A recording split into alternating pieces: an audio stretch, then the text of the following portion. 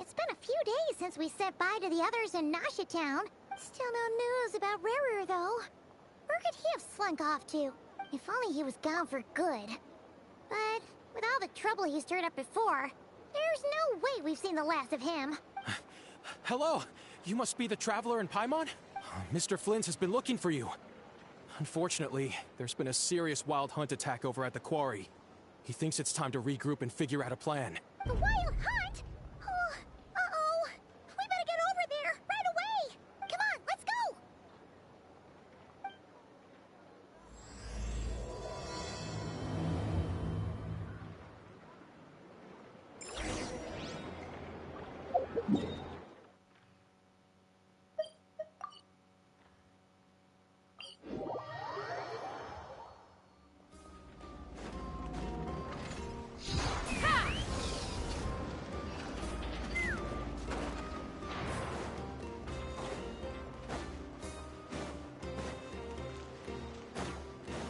Let's fly!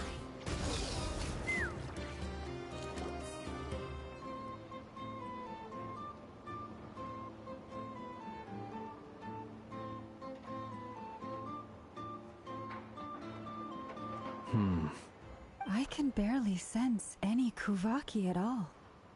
This whole area feels like a soulless husk. Looks like his appetite truly is insatiable. As if the power of that energy cannon wasn't enough. He's not seriously still getting stronger? What's his endgame here? Ah, everyone's here already. Hey, we made it. So, what's going on? We've all been on high alert since we split up a few days back, expecting Rarir to strike again.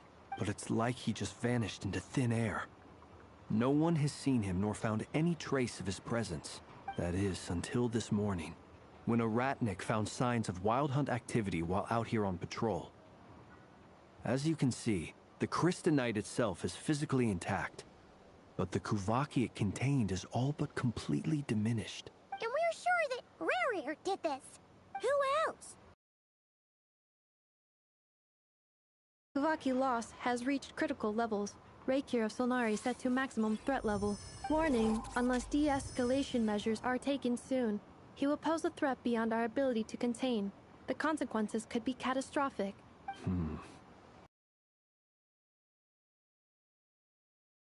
Just after regaining his body, there wasn't a shred of sanity left. Nothing but madness and rage. Yeah, didn't he shout out a bunch of names? Then he started raving about how nothing in this world mattered to him. Oh, Paimon gets chills just thinking about it. Oh, but the thought that he's still out there, lurking somewhere in Not Krai, waiting for his chance to strike?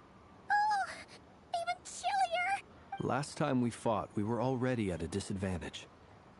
If he has such overwhelming strength, why would he suddenly go into hiding? Yeah, if I were him and I wanted more Kuvaki, I'd just take it by force. No point staying in the shadows. Unless something went wrong. His whole resurrection thing didn't exactly go smoothly. The other thing is, how does someone who's completely lost their mind still have the wherewithal to cover their tracks so perfectly? Beats me. According to certain medical studies, insanity does not always entail a complete loss of rationality. It may be that he is simply living in a world of his own. That actually sounds about right. He was ranting away to himself the whole time, like he had zero interest in talking to us. There are many unanswered questions here. He could be right under our noses, and we'd still be in the dark. Besides his name and title, we know little about him. Certainly nothing about his past, or what he might be hoping to achieve. Exactly. And we wouldn't even know where to begin looking. Even Boss hadn't heard of the Rahir of Solnari before all this. I'd be willing to bet that even if we gathered together every scrap of intel in Krai, we still wouldn't find more than, like, 3 useful facts about him. So, if we do nothing, he'll just keep getting stronger. And if we want to investigate him, we have no idea where to look. Last time we had Marionette and her big robo-buddy to help us, and we still barely held our ground. If we had to face him alone, Paimon's head hurts just thinking about it. What are we supposed to do against a threat this big? Well, I do have a little hunch about his next move. Given that he attacked the quarry, I'd say it's likely he'll target other places rich in Kuvaki, somewhere like the Eye of Krai, or the Pillar of Embla. One thing's for sure. If we just sit back and let him keep absorbing Kuvaki, we really won't stand a chance against him. A perfectly reasonable hypothesis. However, it is worth noting that these 2 locations are quite far apart. To investigate them both, we'll need to split up. I agree, we should split up. Right now, Rarir's goal seems to be gathering Kuvaki, not fighting us directly. Once we're done, let's regroup on Hisi Island. Wait, why Hisi Island? If I recall correctly, your largest goddess statue was carved from Kuvaki-rich ore, was it not? That's right. Yes, it could well be a potential target of his. I should head back and start evacuating the pilgrims.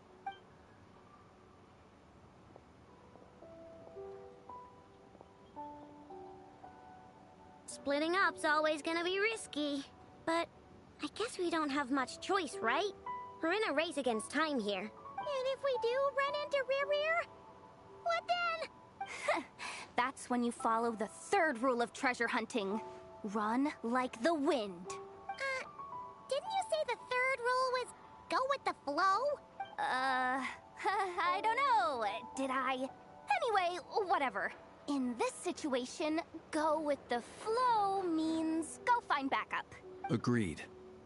If anyone finds so much as a trace of Rarir, do not pursue him. Get out of the area and alert the rest of us as soon as possible. We need to put safety first. All right, we'd better get moving. Come on, Anefa, let's go.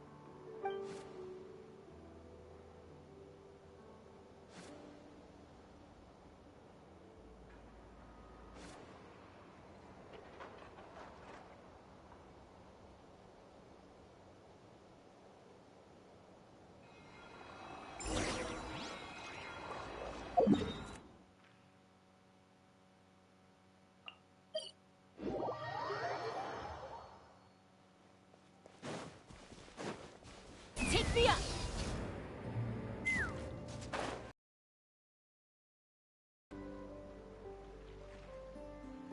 Any leads? Nope. Diddly squat. No clues to where he might be hiding. It's like he's a ghost. It feels like we're sitting on a powder keg that could go off at any second. Ugh, I hate this feeling. I'd rather face him head on than be left hanging like this. So, you guys didn't find anything either? Not loving the word either. How about you, Flintz? I questioned a few Ratniki and eventually narrowed my investigation down to one suspicious individual. But by the time I got to his place, he was already gone. Almost as if he knew someone was on to him. Either that, or he's just extremely cautious, and doesn't stay in one place for long. He's been biding his time for a while now. The question is, where, or what, is his next target? No idea. Since regaining his body, he seems to have lost all interest in the fragment in my possession. If he did still want it, he's had plenty of chances to take it. All we can do now is hope that Ino and Anefa turn up some leads. Darn it, Rarir. If you've got the guts, come face me one-on-one! Wait, he's actually here? I didn't mean it! I swear! No, it's coming from Silver Moon Hall. The Lady Kutar might be in danger. Let's get over there, quick!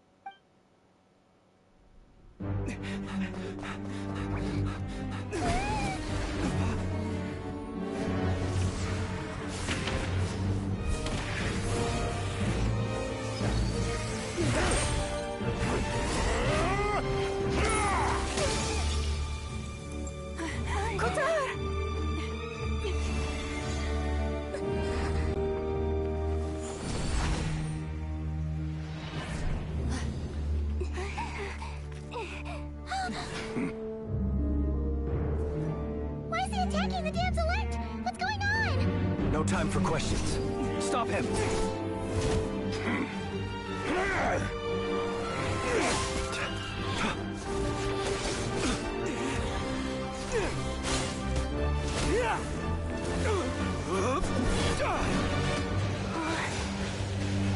This is insane.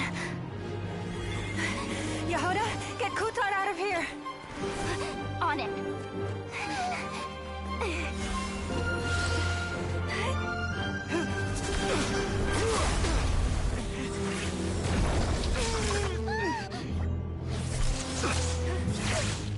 Look where your feeble light has gotten you. Now, you shall plunge into darkness. Felindus, soon, I will find a way. Watch out!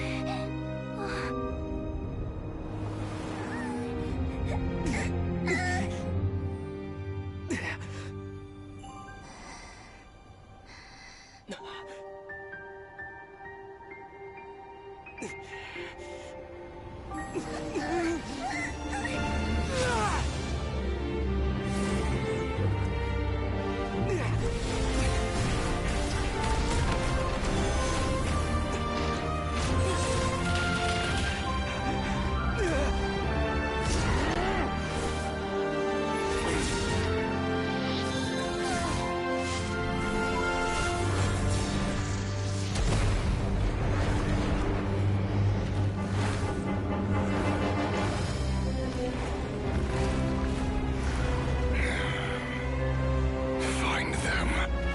Even if it means turning this place to ashes.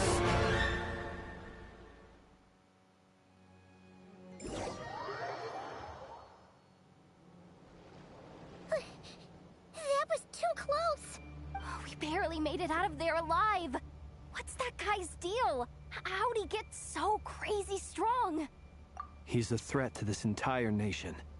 I doubt his strength could even be measured by conventional standards. I have a question.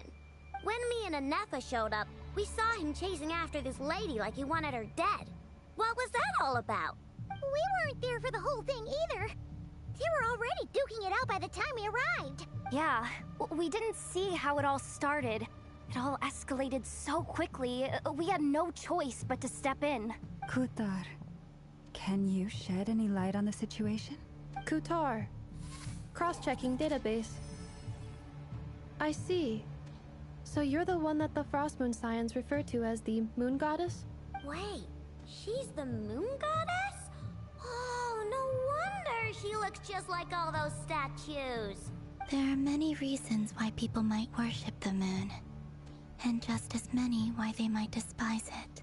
I've never met that person before, but there was no mistaking his deep-seated hostility towards me.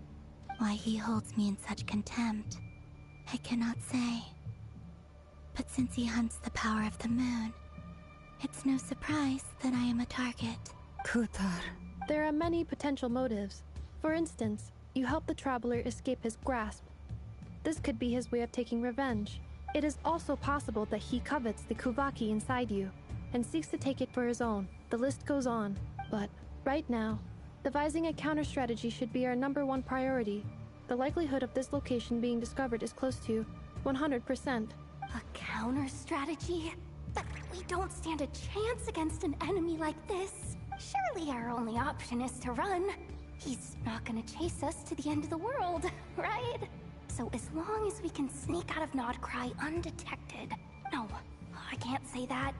Come on, Yehoda. This is serious stuff. You can't suggest we all just chicken out. Running is our only option. Huh? You seem surprised. But what other choice do we have? We are facing an enemy we cannot possibly defeat in battle. Well, I mean, yeah, but still. It's not too late. I can distract him, so you have plenty of time to make your escape. Wait, what? You're gonna act as bait? Doesn't that make sense? I'm the one he's after. There's no need for you to risk your necks on my behalf. A coyote doesn't stop for bypassers while it's howling at the moon. What is it, Loma? The Frost Moon Scions have already grown accustomed to life without their goddess. My presence here is no longer essential, and this is not my home, so you needn't ask me to stay. We can't just roll over and let him get away with this. That's not our style. Yeah. We can't just call it quits after everything we've been through together. Besides, she pretty much saved my life back there. If I just ditched her now, I'd never forgive myself. We can't overlook that you have saved our lives multiple times now. To talk of returning the favor would be a little crass for my liking. But suffice to say that we are friends, and friends look out for one another. River's true objective remains unclear. Even if we were to sacrifice Miss Kutar, there's no guarantee he would stop. But... Kutar, I know why you left the Frost Moon Scions so long ago. It was because people started treating prayer as a form of trade. They would make self-centered wishes, force you to accept meaningless offerings in return, and then expect you to perform miracles for them, as if that were their entitlement. If it were me, I might have walked away too.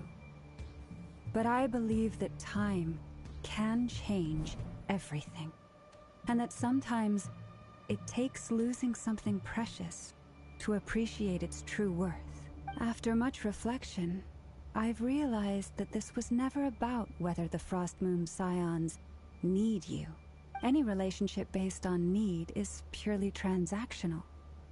What I truly hope is that you'll choose to stay, not out of obligation, but as part of our family. You were born here, and now you've returned. Who knows? Perhaps it was the moonlight that guided you home. But my power is on the wane. I'm afraid I will be of little use to you now. Very well then. I'll do as you say. Both times you saved us, we were transported across great distances in an instant. Is that one of your powers as the moon goddess? It is, but I find it very draining. I barely managed to pull it off just now, and it will be some time before I'm strong enough to do so again. Rejected by the world, my power is dwindling. Like a lake cut off from its source, slowly shrinking away. Now, it has almost run dry. What do you mean, rejected by the world? The 3 moons belonged to the ancient bygone era in which they came into being.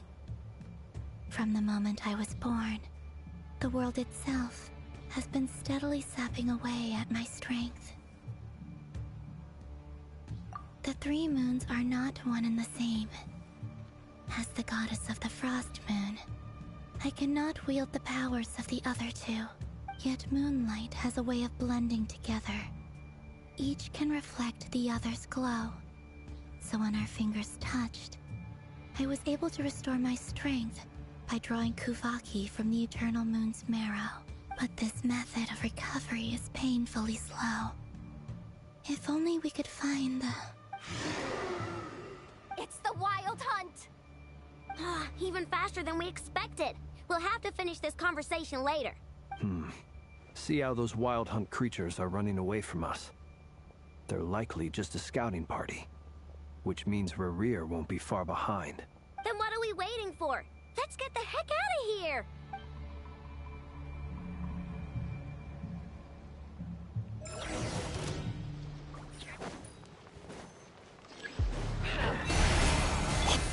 Lash attack! The long sleep beckons.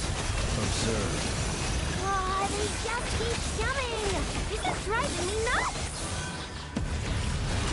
Rerir's closing in on us. We need to pick up the pace. There's too many of them! And this time, we can't fall back on Kitar's help to escape! This goes on much longer. Be silent. Close your eyes. Night falls. Annihilation mode. Installation chamber deployed. With one heart, we pray. Lash attack!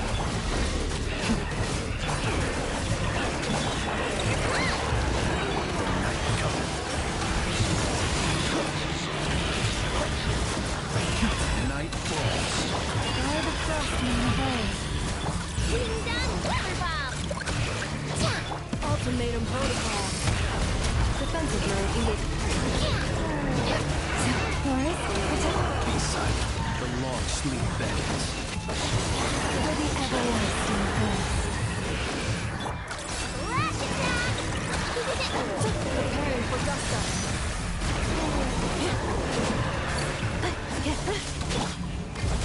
Close your eyes. Observe. To dust. With one heart, we pray. Leave this place. Beware the creatures of the night.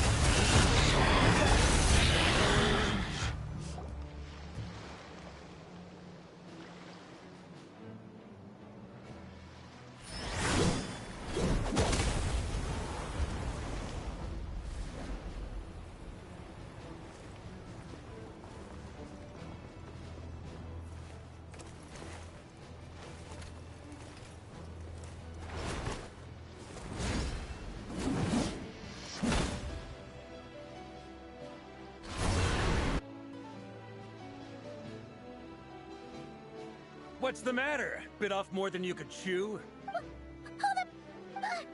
Who are you? Uncle Varka! You're back from Amsvartnir? Oh, you're Varka? Grand Master of the Knights of Favonius? We could save the intros for later. Right now, let's get you all out of this hellhole. Follow me. I know somewhere you'll be safe. Oh, is that where I think it is? That's the one. Come on, move! There's no time to waste.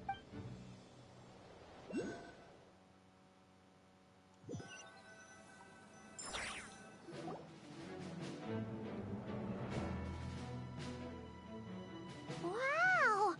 Where are we? This is so well hidden. Well, that goes without saying. This is the Knights of Favonius' meeting place in Krai, and a contact hub for the Northern Intelligence Network, aka the Black Market of Intel. No matter what faction you're with, it's the place to buy and sell information. Their headquarters are in Krai, but they've got contacts in every nation.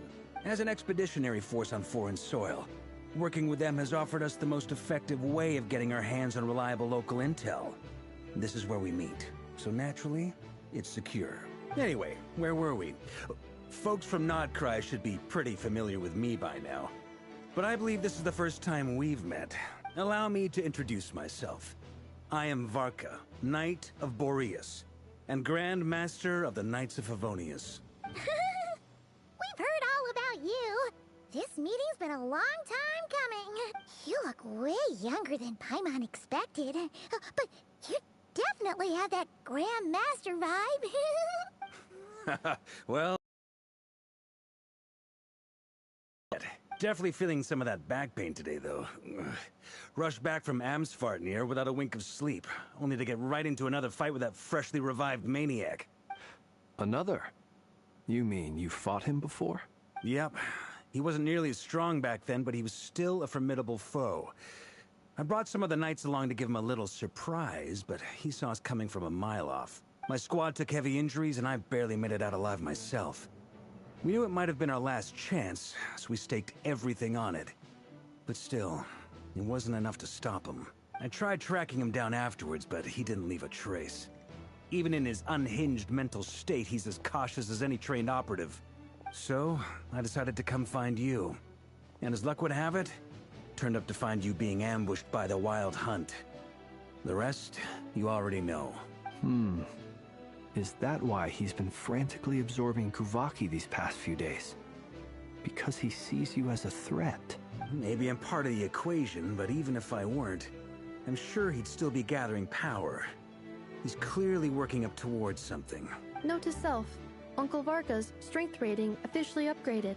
Guess it's my turn to ask questions now.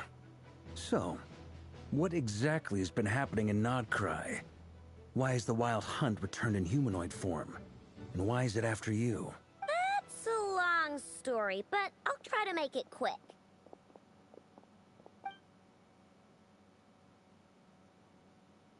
Wow, I had no idea so much had happened. Sounds like you guys have really been through it.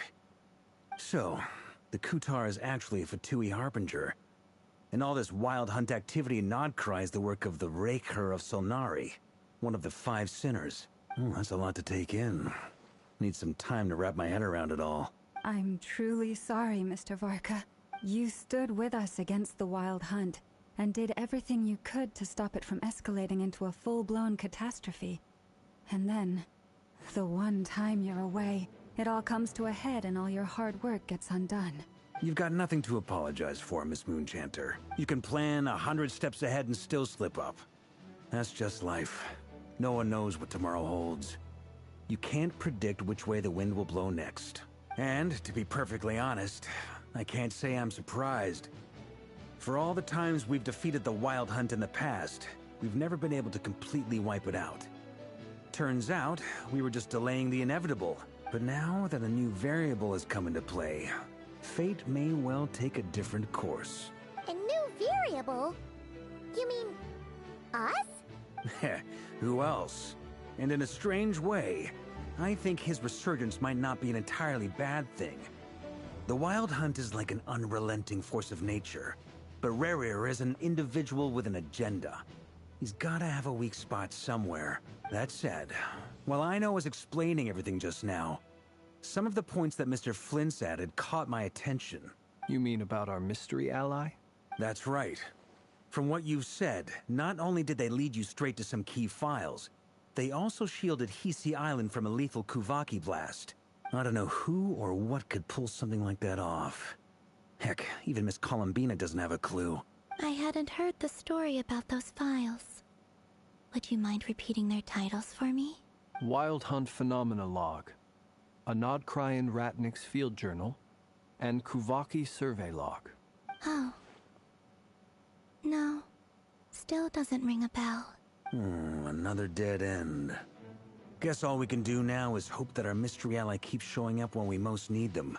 Still, it's safest to assume they won't be intervening again. From here on out, we'll have to resolve this crisis by ourselves. Your intel also explains something else I've been wondering about. The reason I led my team to Amsfarnir was because we'd had reports about a possible source of the Wild Hunt showing up there. But once we looked into it, it turned out to be a red herring.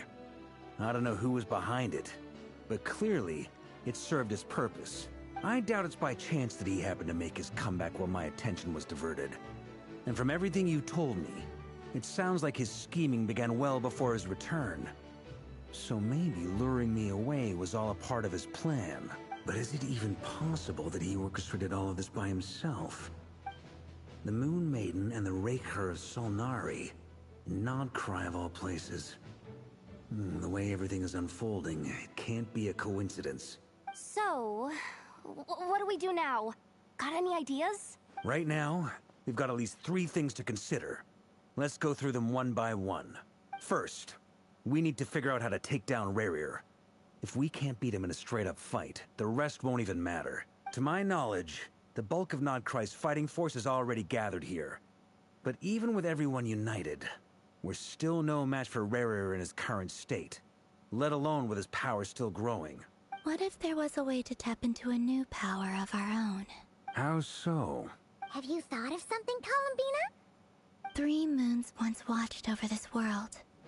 The Eternal Moon was the largest, The frost moon was the brightest, and the iridescent moon was the most mysterious. They say that back then, the three moon goddesses wielded immense power, enough to shape the workings of the world itself. I now bear the frost moon's power, and the eternal moon's marrow resides within the traveler.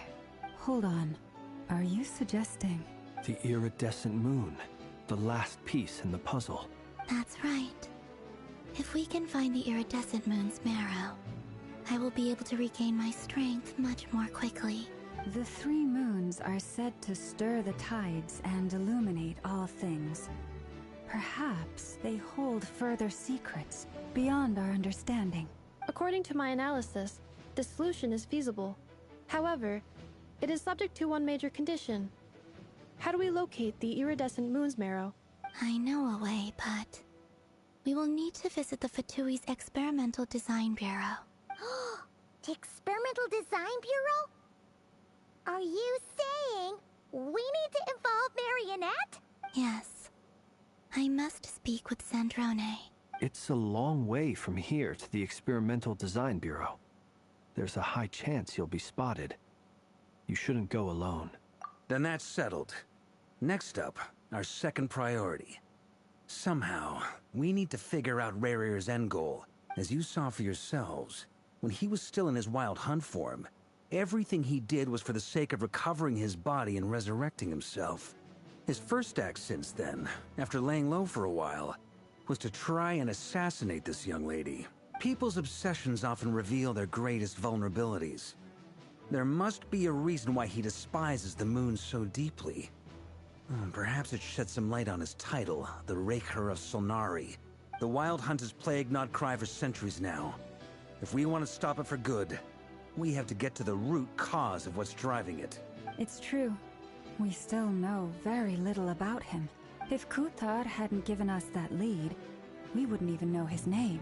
But where would we even start? I doubt even the Intel Queen of Not Krai has a clue, and she has info coming out of her ears. Oh? That's a rather hasty conclusion for someone who's so painstakingly meticulous when it comes to dealing with machines. Ah, she heard me.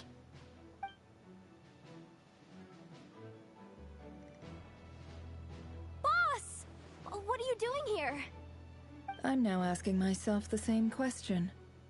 I received a letter from a humble knight of Favonius, requesting a meeting to discuss a major business deal. But it looks like this humble knight had something else in mind. Details, details. Miss Neffer, the important thing is that you've arrived at the perfect time. Since his failed ambush, I've been racking my brains trying to come up with a plan to fight Rarir. Given the severity of the situation, I think it's fair to say that our only chance lies in uniting as one. And I'm talking all the factions in Not Krai. We can't do this without the Curatorium. But I knew it'd be a tough job to win you over. So, I took the liberty of reaching out for a little chat. Wait a sec. How did you even hear about this place, Neffer? Didn't you say this is meant to be the Knights of Favonius' meeting spot? And a contact hub for the Northern Intelligence Network? And isn't it supposed to be super hidden? You really think he could have gotten settled in Not Krai without my help? Besides, I'm the one running this gig. Of course I know where the meeting place is. Allow me to introduce the current head of the Northern Intelligence Network. If it's intel you're after, she's your woman. Pretty much seen and heard it all. Please spare me the flattery. Let's cut to the chase. Seems like you've run into some trouble, huh? Well, this certainly qualifies as an unforeseen crisis. On behalf of the Curatorium of Secrets, I wish you all the best of luck. So you're just going to sit this one out? Why should I get involved? What could possibly be in it for me? What if we told you we can't do this without you? Oh? Then I'd say, you'd better make it worth my while. I don't work for free. I can't put a price on something like this. It's just not in my nature. But then again, you and I have always been polar opposites in this regard. So I can't exactly say I didn't see this coming. If you insist on compensation, I will pay you. Consider this a formal commission. Sound fair? You just don't give up, do you? Too bad. I know you well enough to know you can't afford my prices. The riskier the job, the more it'll cost. And a moon chanter's stipend isn't exactly generous. Unless you're planning to start passing the donation box around among the faithful. Boss, just a thought. If they come up short, maybe you can take the difference out of my next few paychecks. Things got really dangerous during the fight with Rerir.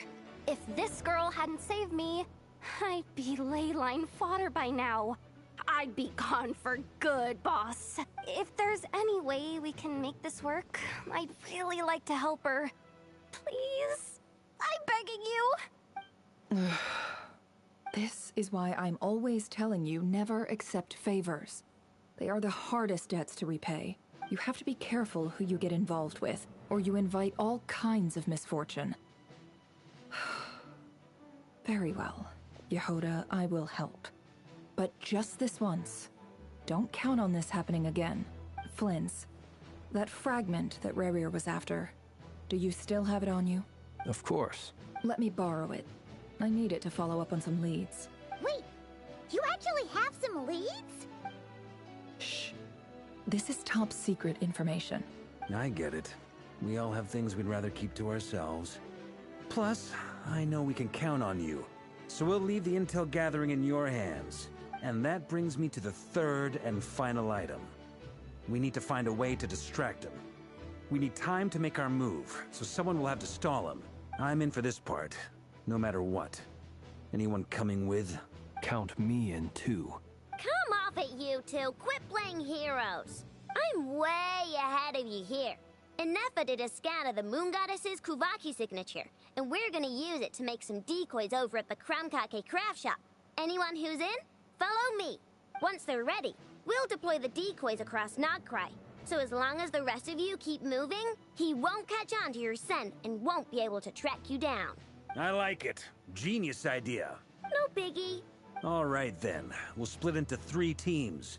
Once your team has finished their mission, return here and wait for the others. Dismissed!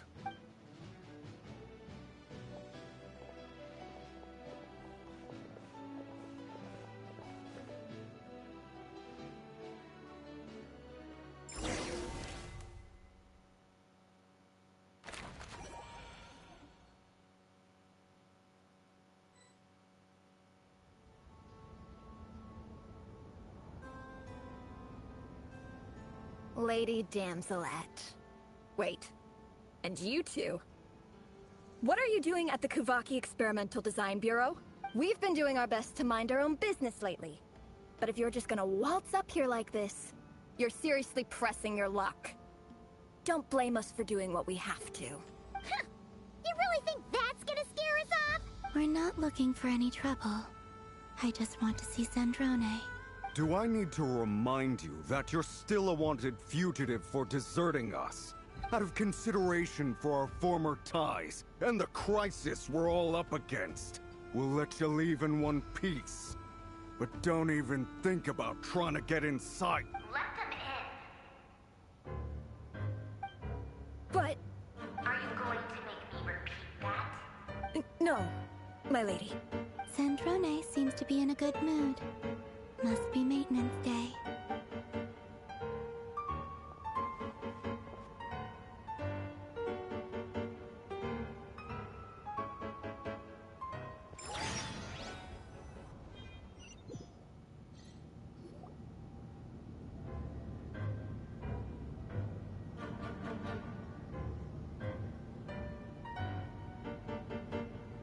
So tell me, to what do I owe the honor this time?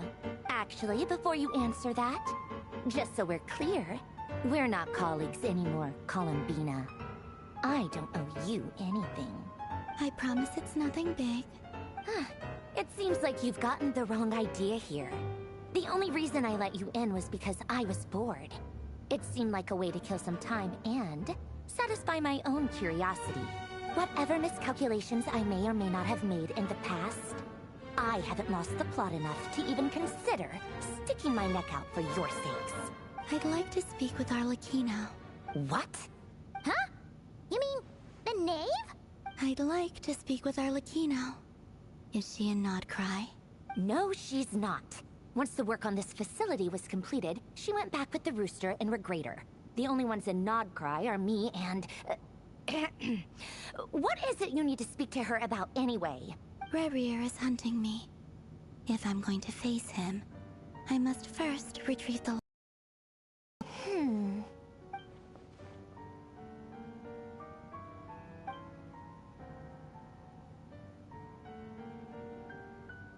Is that a no, then? As if I need reminding. I was this close to settling things with him before someone decided to whisk me away to their weird little garden.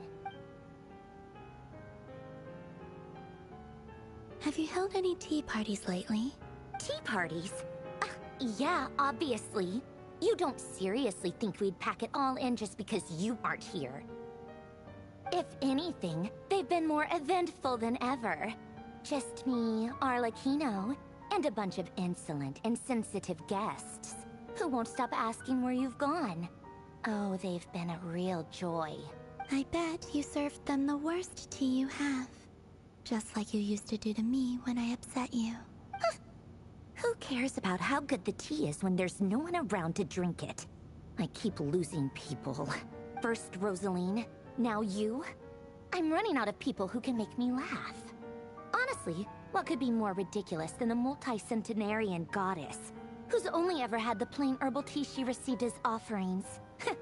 You'd always brew a different type of tea for me each time. Was it really just to see how I'd react?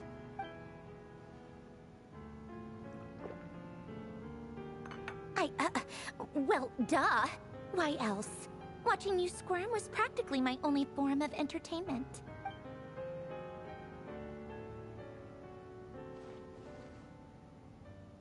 Oh, yeah. And Capitano sometimes used to bring Tartaglia around, too. But I guess we won't be seeing him again. Well, I guess we are overdue for a get-together. Polonia!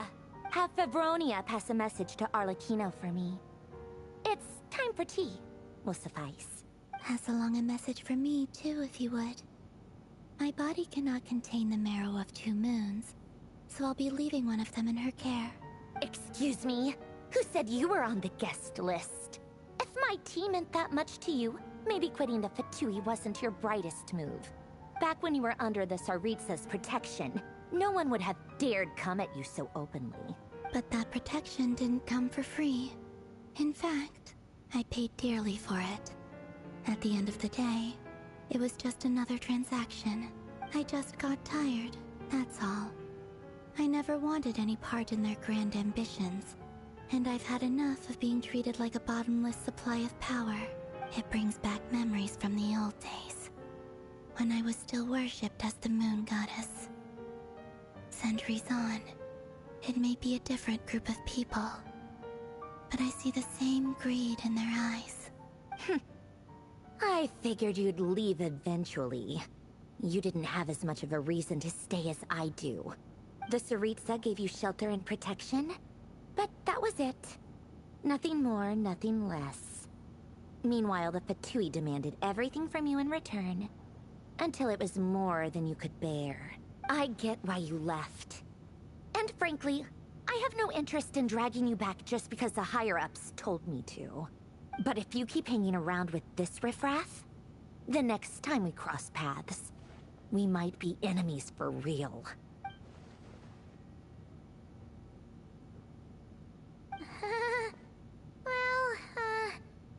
Guess that's our cue to leave.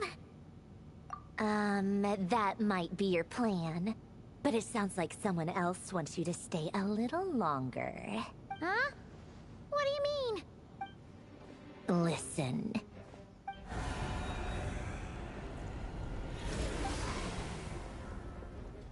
My lady, it's the Wild Hunt. A horde of monsters is headed straight for the facility. Another uninvited guest trying to crash my tea party. Clear the area! I'll handle this. Wait, what? You want us to leave you here by yourself? Huh. You'll be lucky to make it out of this alive. You really think you can afford to worry about me? Go on, get out of here. You may have stopped Polonia from crushing him last time, but I've made sure that won't happen again.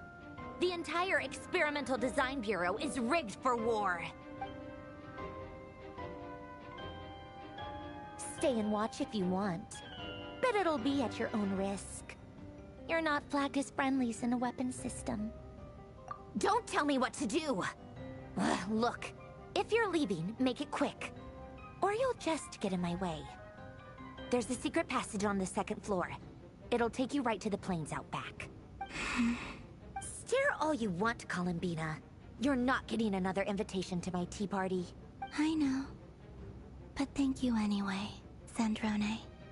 This is exactly why you shouldn't hang around with those people. All their melodrama and sentimental nonsense is rubbing off on you.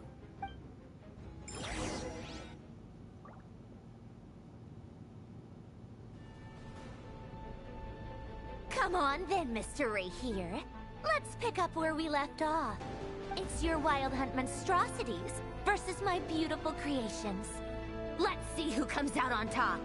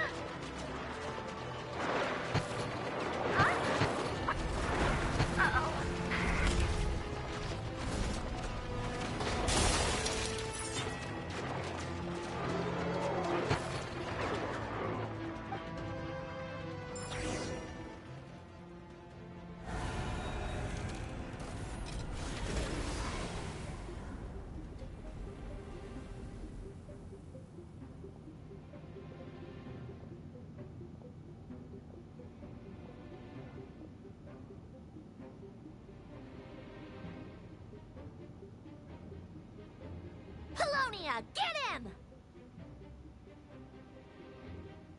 I've upgraded Apollonia again since our last encounter, and uploaded every last scrap of your data. So let's finish this, once and for... She's not here. Where did she go? Hey! Over here, you big... Curse it. Moon, go. Keep searching. She cannot have gotten far.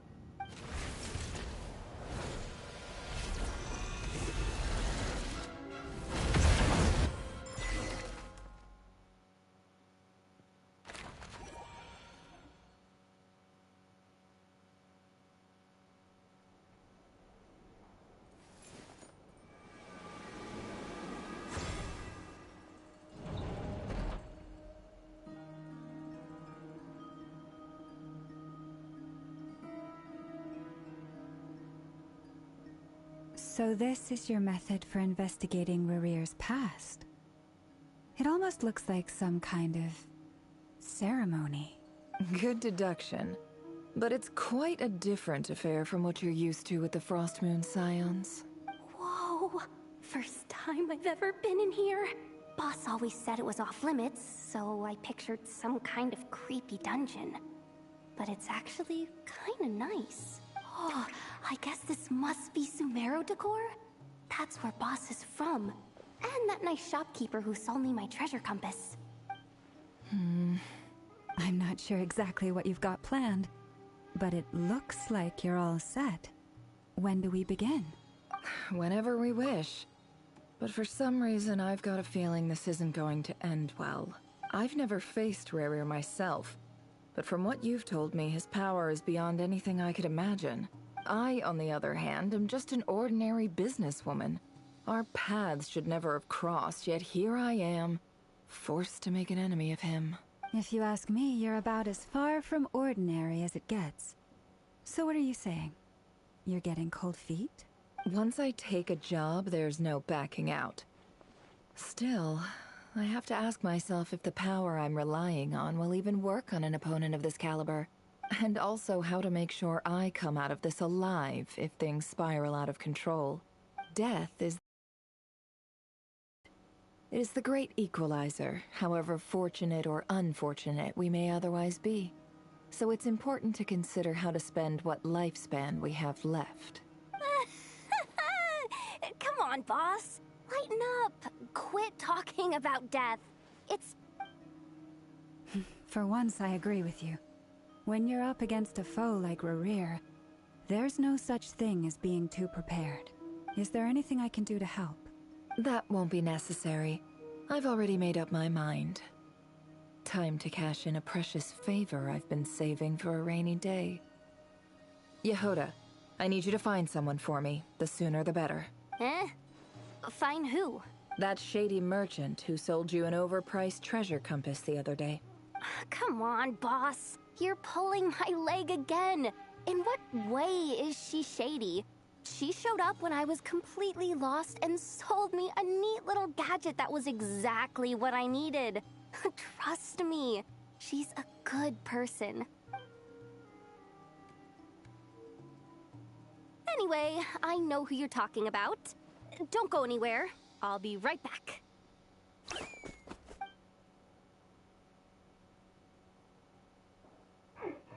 I genuinely can't run any further.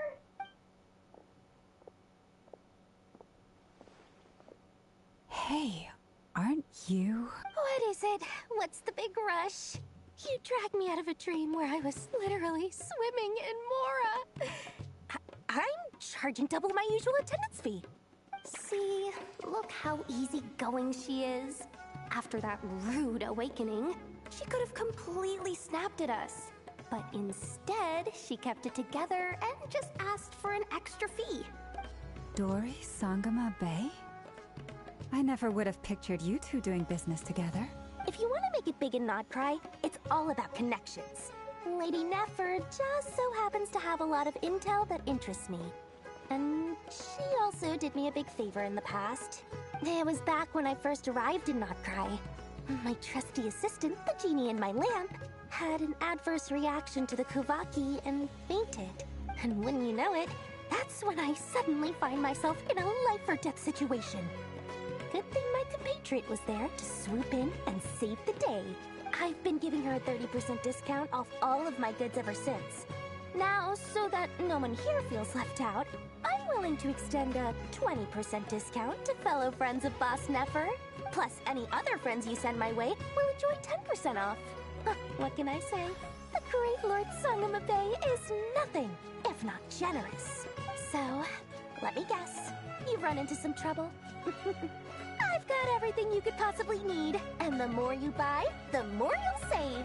You guessed correctly. What have you got in the way of survival gear? The one type of gear I've never been short on. What are you looking for? A jetpack fresh from the Academia's labs? An ancient suit of armor dredged up from the bottom of the sea? At the very least, I need to know what kind of opponent you're dealing with here. If even you're worried about staying alive, it must be pretty serious. What if I told you it's someone with the power to bring a nation to its knees?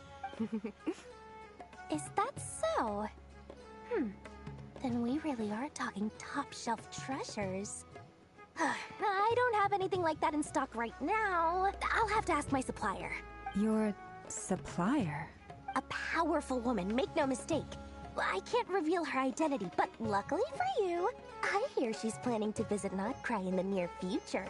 If you're willing to wait, I can ask her when she's here. Can't say exactly how long that'll be, though. Then, let me put it another way. What would you do if you encountered an enemy like that? Roll over and serve yourself up on a silver platter? Of course not. I have a handy little trinket from one of my generous suppliers, which... Hold on. What exactly are you getting at? No, no! This is for my personal use only! Let's just say I'm borrowing it, all right? Just for insurance purposes. You'll get it back later. Favors are the worst kind of debt to owe, and now you've got a chance to repay one. A win-win situation, don't you think? Fine. You can borrow it for 5 days. No, make that 3. And for every extra hour after that, I'm charging you 1,000,000 mora. Deal? Deal.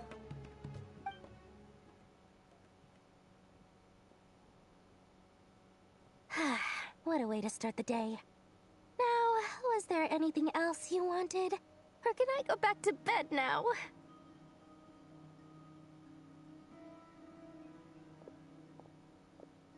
That will be all. Take care now. Don't trip up on your way back, friend. See you later! You're my favorite shopkeeper.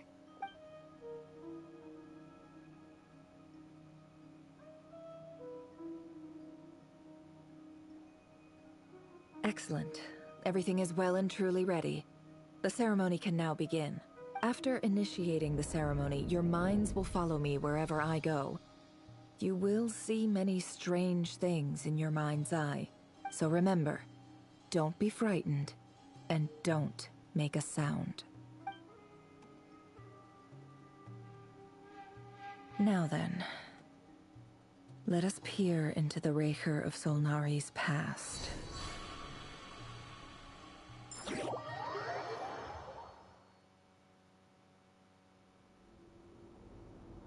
I made it. I don't recognize this style of architecture. Must be Conrian. Simple furnishings, table and chairs. It's a more ordinary house than I might have expected. Looks like the fearsome Raker of Solnari came from surprisingly humble beginnings. Unless this passed for luxury in Conria. Unlikely. It was said to be a very prosperous nation in its heyday. Anyway, I'll keep exploring.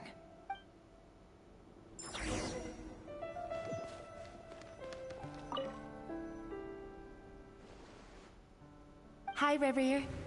Since you're working extra hours tonight, I thought I'd keep myself busy by checking out that new kebab shop. I've heard good things about their menu. I'll test it out, and if it's as good as everyone's saying, let's go back together sometime. P.S. New stash from the Universitas Magistrorum. I brought some goodies home. A few teacups and a pin rack. Hope you like them. They didn't sign their name. But they must have been close. Sounds like they were living together.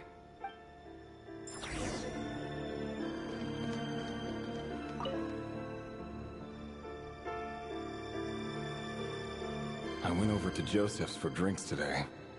They have a fine collection, but I went alone. Felindis was tied up with something and couldn't make it. Joseph asked why I came alone, but I didn't really have an answer. He then went on to ask about other things. If you ask me, someone who asks that many personal questions is too nosy for their own good. But if he invites me again, chances are I'd still go. Felindis. That's the same name Rerir mentioned. Crane imports keep falling. If things don't pick up, we'll soon be back to meat and mushrooms only. Honestly, I'm not a huge fan of that new type of mushroom everyone's been into lately. Didn't it start out as a lab-grown variety? I heard it's even mildly corrosive. Seriously, why would you even eat something like that? I don't care if it's an impressive feat of alchemy. That just isn't the kind of thing I like to eat. Grain has to be imported, and they're eating a diet of mostly meat and mushrooms. Could it be because Conria is underground, so it doesn't get much sunlight? That would explain why they use so much stone in their buildings. They even use alchemically modified strains for food. Seems like the people of Conria don't have many options when it comes to dining. I've just about saved up enough now. Time to buy it and keep it somewhere safe. Making a big purchase. I wonder what it is.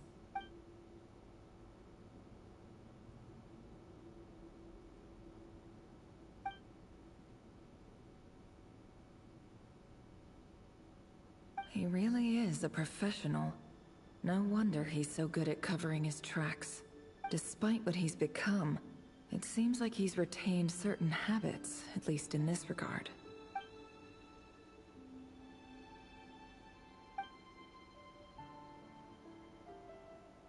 Did Rerir rip it out himself?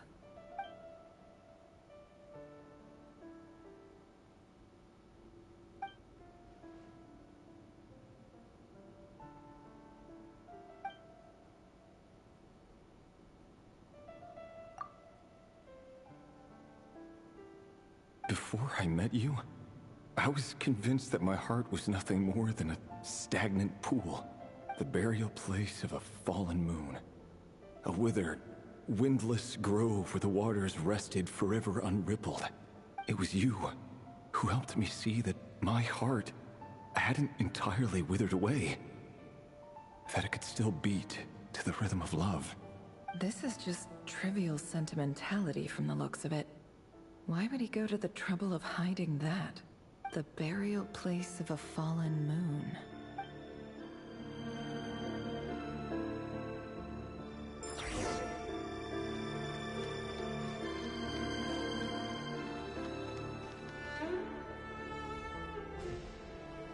Rerir, over here.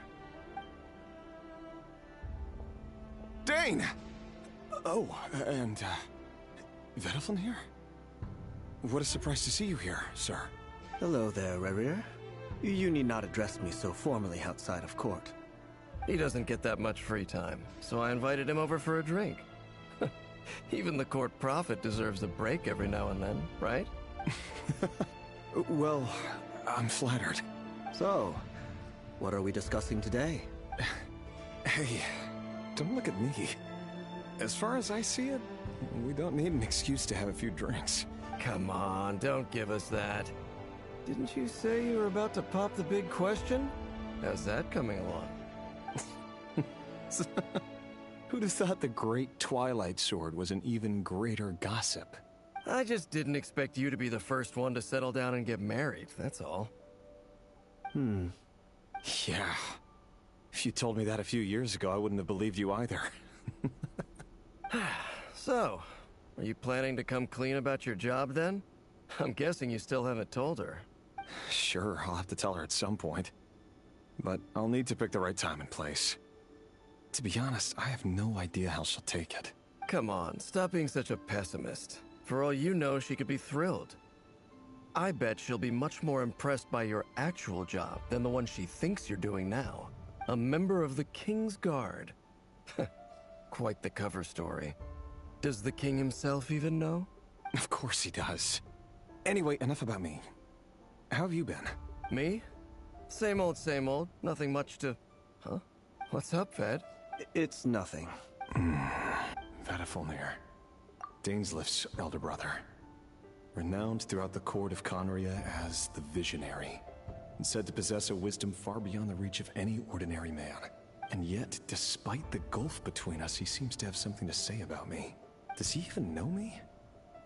Does he see me as a friend of his brother, or just another of the Vinster King's blades? Why did he react so strongly? Was it really to do with what we were talking about? Brown, curly hair and brooding blue eyes. So this is what Rerir looked like back in the day. Perfectly normal. No different from anyone else. As frightening as this monster is in the present, there's something even more unsettling about seeing the human he used to be.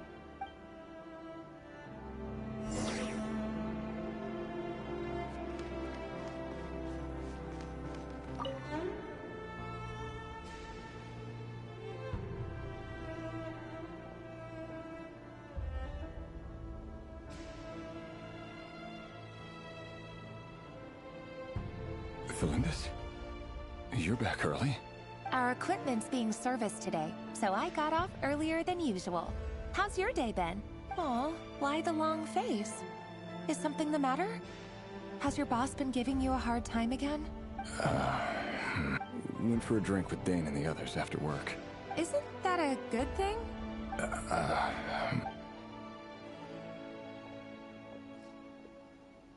Vedifulnir showed up today, too. You know, Dainslif's older brother. Ah, Mr. Vedifulnir. Yes, I've heard of him. They say that everything he says ends up coming true. He overheard Dainslif mention that I'd recently proposed, and seemed to have an issue with it. But when I asked what it was, he kept it to himself. So, you're worried? Wild sometimes, Revier. We're no better. This position has much bigger fish to fry. Maybe you're right.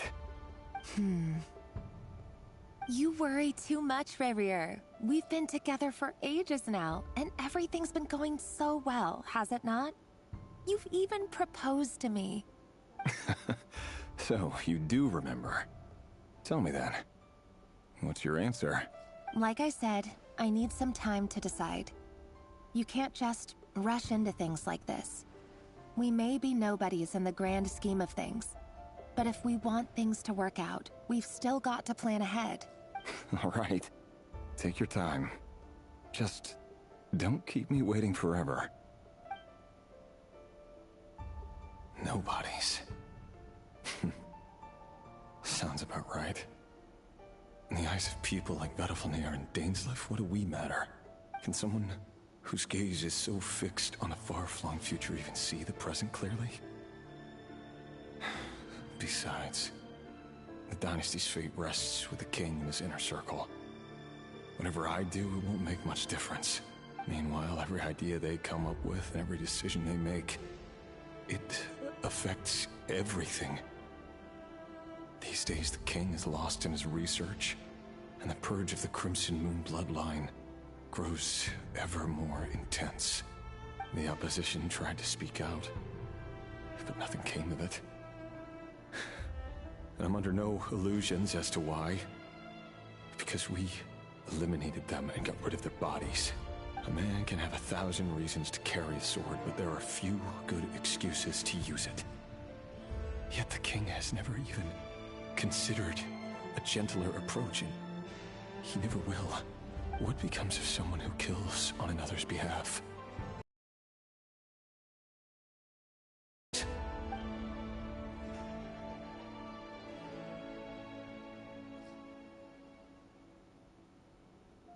Felindis?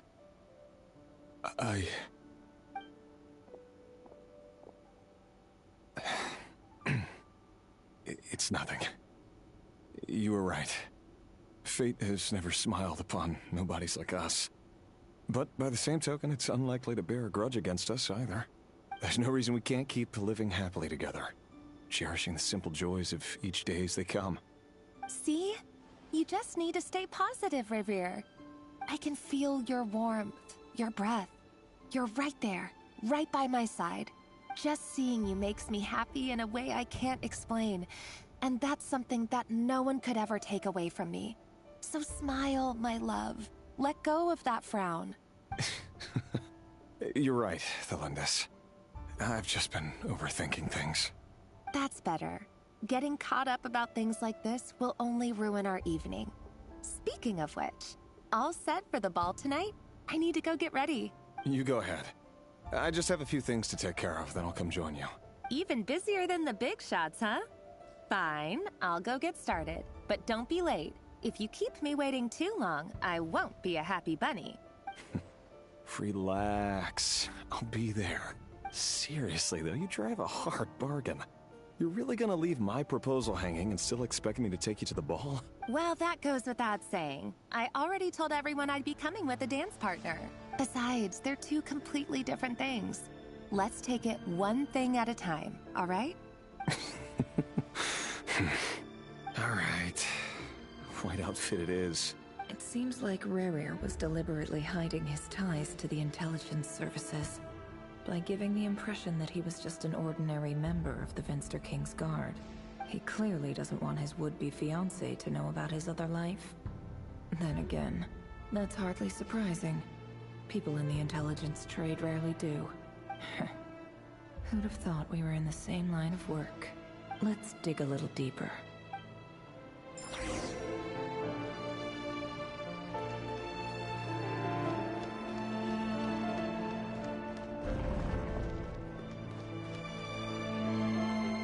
Our last operation was a resounding success, and all thanks to you, Rahier of Solnari. In total, we apprehended 32 dregs of the Crimson Moon, and 67 accomplices. After all these years since the dynasty's fall, so many of them still linger on. Indeed, it cannot be denied. Yet it was destiny that the Crimson Moon should be overcome by the eclipse, and that His Majesty, the all-seeing Vinster King, now guides our nation on the path to prosperity. Khaenri'ah has no further need for a dead moon. But alas, there will always be those who refuse to see the truth, choosing instead to romanticize the past. That's not entirely true. Much about the Crimson Moon era was worthy of remembrance. And that's exactly why they keep trying to see it restored. Many of its secrets remain unsolved to this day. As it happens, that's precisely the field of study my partner is devoted to. You still haven't told her what you really do for a living. Where would I even start? How do you tell someone that you're one of the King's hand-picked executioners? That your hands are steeped in blood? You didn't choose this life, any more than I did. Orphans like us don't get a say. But I'll sure as heck be the one to pay for it. Speaking of which, we need to be more rigorous in the way we identify direct descendants of the Crimson Moon. Someone, it seems, has strong opinions about my future plans. Most likely my marriage in particular.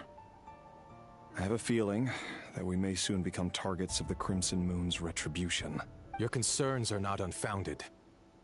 They've taken out many of our colleagues these past few years, and for that very reason. These are no helpless lambs we're leading to the slaughter. They're wolves in sheep's clothing. Take care, Rahier of Solnari. I look forward to toasting you at your wedding. Thanks, Thorkel. You look after yourself, too.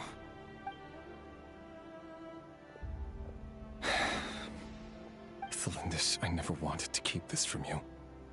You're the last person I would ever want to lie to. But that's exactly why I can't tell you everything. There are things you shouldn't know. Things you cannot know. The Moonlit Dynasties are a thing of the past. Yet even now, with the sun shining high in the sky, there are those who would call forth a dead moon's ghost. Could that be why Vedalfnir held back? Or was it because of some court secret he's not at liberty to share? I have to get a clear answer from him. No matter what happens, I will protect Thelindis. Rerir seems to be very concerned by Vedderfanir's reaction.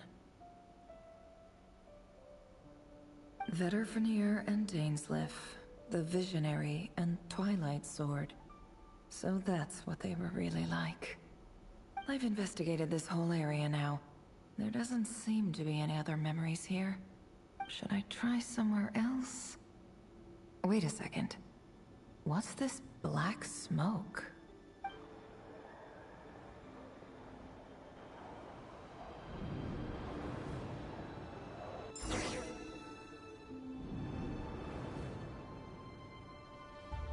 So, he's late after all. Just you wait, Rerir. You're in for it. Big time. Are you waiting for someone, ma'am? Could I tempt you into buying some flowers? Oh, sure. Pick me out a pretty bunch if you would. Thank you. But I'm afraid none of them are as pretty as you. For someone so young, you sure have a way with words, don't you? I'm only telling the truth. Look me in the eyes. You'll see I'm not lying. May we have a word in private? Who are you? And what do you want? It doesn't matter who I am. Too many of our kind have fallen lately, so I decided to take the risk of reaching out. Not long ago, the Ray here of Solnari led an assault on one of our strongholds. We suffered many casualties, and many who came to our aid lost their lives as well. Sorry, I don't know why you're telling me this. And I don't want to get involved. Wait, hear me out. This time we finally got a clear look at his face and learned his true identity. His name is Rerir, and he claims to be one of the King's guards. What did you say? A cruel irony, isn't it? The man you're set to marry leads a double life as a brutal executioner. But surely, you must have caught a whiff of the blood on his hands. Why are you telling me all of this now? Simple. It's because... How strange. Rerir was nowhere to be seen in that memory. It clearly belonged to Thelindis. Rerir couldn't possibly know what happened if he wasn't even there. Why would her memories appear in his fragment? The ceremony won't last much longer. I think it's time to call it a day.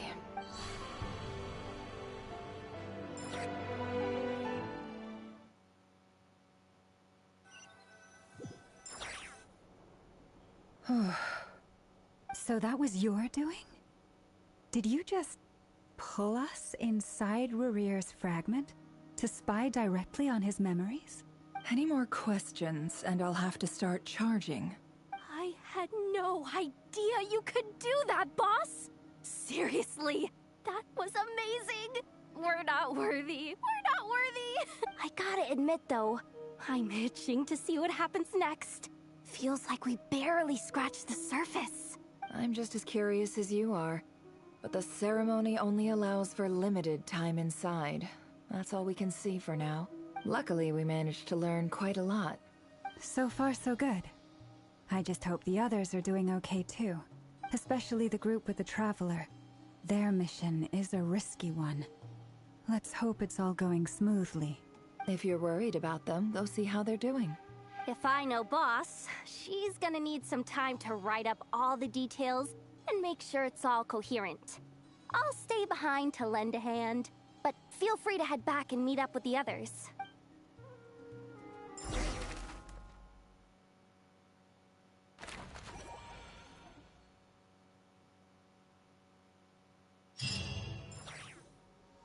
Oh, they've been prowling around for nearly 2 days now. These things just won't quit. Oh, they might not have seen us yet, but them constantly sweeping the area, our way out is completely blocked. Oh, that's never gonna work. One little slip up and it's game over. If they spot us, they'll run straight back to Rerir. And once he knows we're here, it won't be long before he's breathing down our necks again.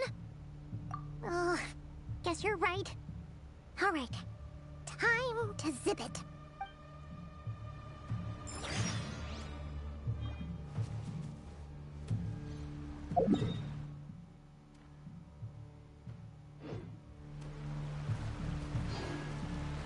Hide! We almost got spotted!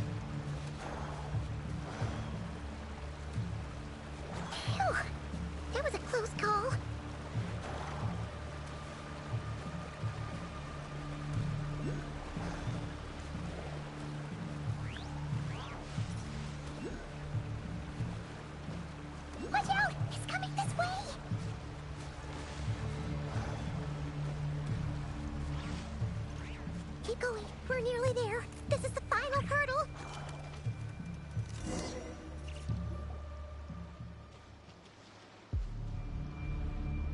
Oh, they're so into these things.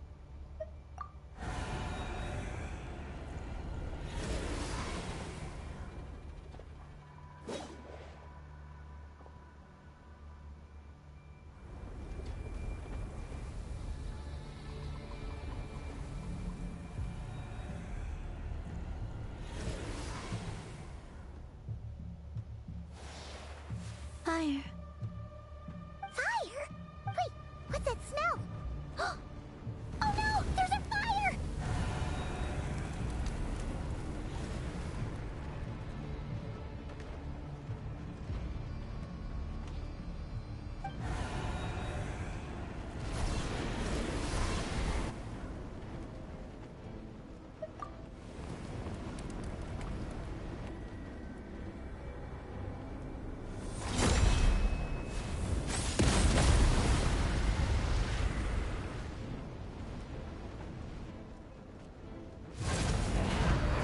Sandrone was right. You look weak, Columbina. The old you would never have let such lowly creatures bar your way. Word has it that you did something for the Tsaritsa, and that's why you've lost most of your power. Freedom comes at a heavy price, doesn't it? It's Arlecchino! You came! Hello again, Columbina. And greetings, guests of the House of the Hearth. It's been a while, Arlecchino.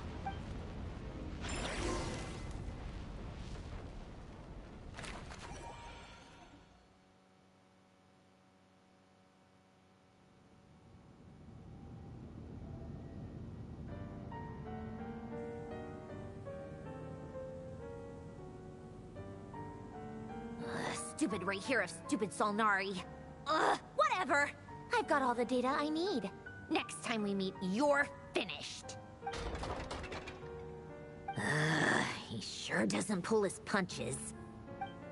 Excuse me, do you need a hand? You can do me a favor by staying out of my way. Can't you see I'm busy? Wait a minute. I recognize that voice. Hello, Miss Sandrone. Father sent us over to help. Huh. How considerate of her. Hey, Fremine, get over here and help me fix this. Lenny, you do your thing. Just keep your sister away from my machines. Nearly every machine that Catgirl touches ends up going haywire. Go put her on cleaning duty or something.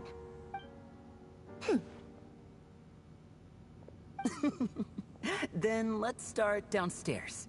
Fremine, we'll leave this place to you. You've got it. Wait a second. Pretty sure there's still some tea in the cupboard. If you want some, you'll have to make it yourselves.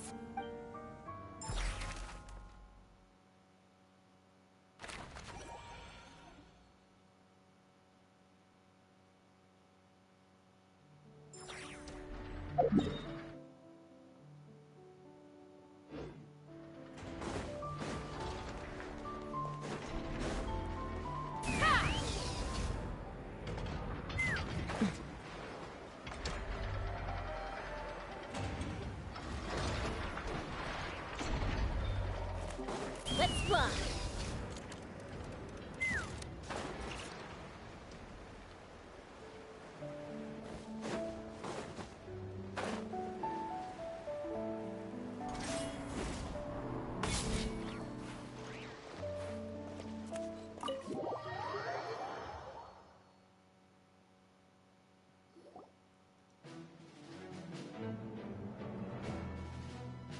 It's a relief to see you all made it back in one piece. Huh? Feels like there's quite a few people missing. Where's Flint's and the others?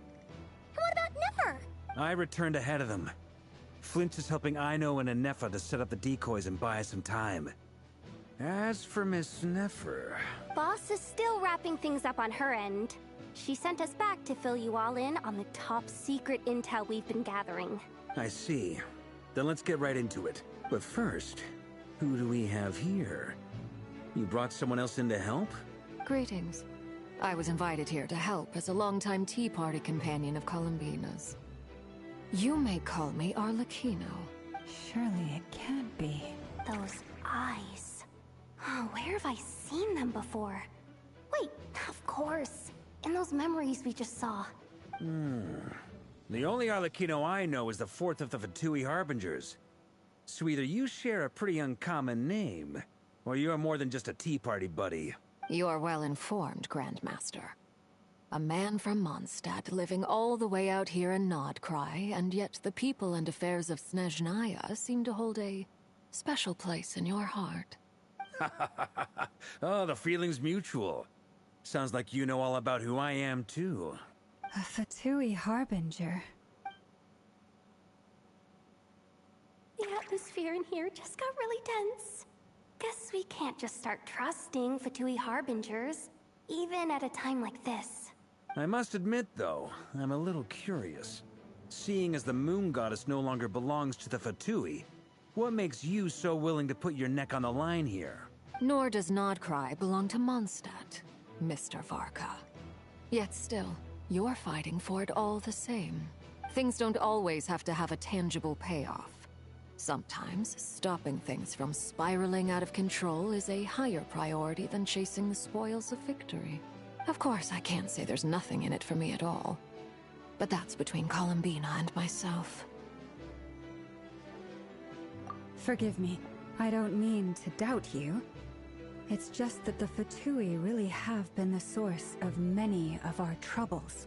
We have our own way of doing things here in Krai. But ever since they arrived, the Fatui have treated us with nothing but hostility. I know there's been a lot of bad blood between us in the past. I've done my utmost to avoid friction whenever I could. But sometimes fundamental conflicts of interest simply can't be settled amicably. That's why I'm here solely in a personal capacity. This has nothing to do with the Fatui. As a gesture of good faith, I'll be frank. I can help Columbina track down the iridescent moon's marrow, which will help her restore more of her power. Anyway, what else is on the agenda? Let's begin. She says she'll be frank, then completely skips over the details. Looks like she doesn't want to give away too many secrets after all, but she clearly wants to change the subject. It'd be awkward if I tried to bring it up again now. I guess we'll just have to go along with it. She's the fourth of the Fatui Harbingers after all. One look and you can tell she's not someone you'd want to mess with.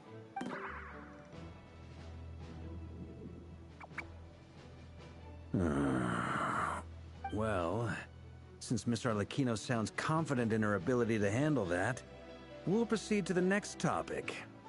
Yehoda, time to share that top-secret intel. Alright, listen up everyone. First, we now know that Rerir was originally a Conrian secret agent whose primary mission was to hunt down and assassinate the so-called Dregs of the Crimson Moon. The Dregs of the Crimson Moon? In the memories, there was a lot of talk about the Crimson Moon and Eclipse, and a whole bunch of other stuff from the time of Conria.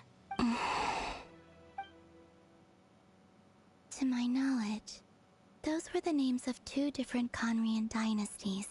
Long, long ago, it is said that the people of Conria worshipped the Crimson Moon, drawing a mysterious power from its reflection. But one day, a coup saw the Crimson Moon eclipsed, hence the name of the new dynasty that replaced it, and how it became the new emblem of Conria. Still, long after the Crimson Moon dynasty had fallen, the last ruler of the Eclipse dynasty, the Vinster King, still coveted the secrets it left behind.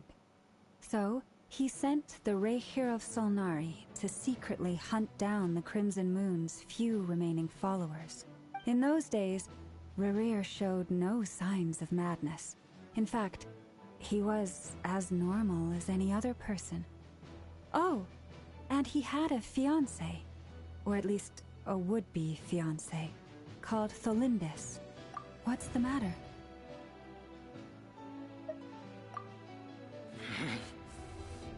Verfnir, Freindaughter, Flinders!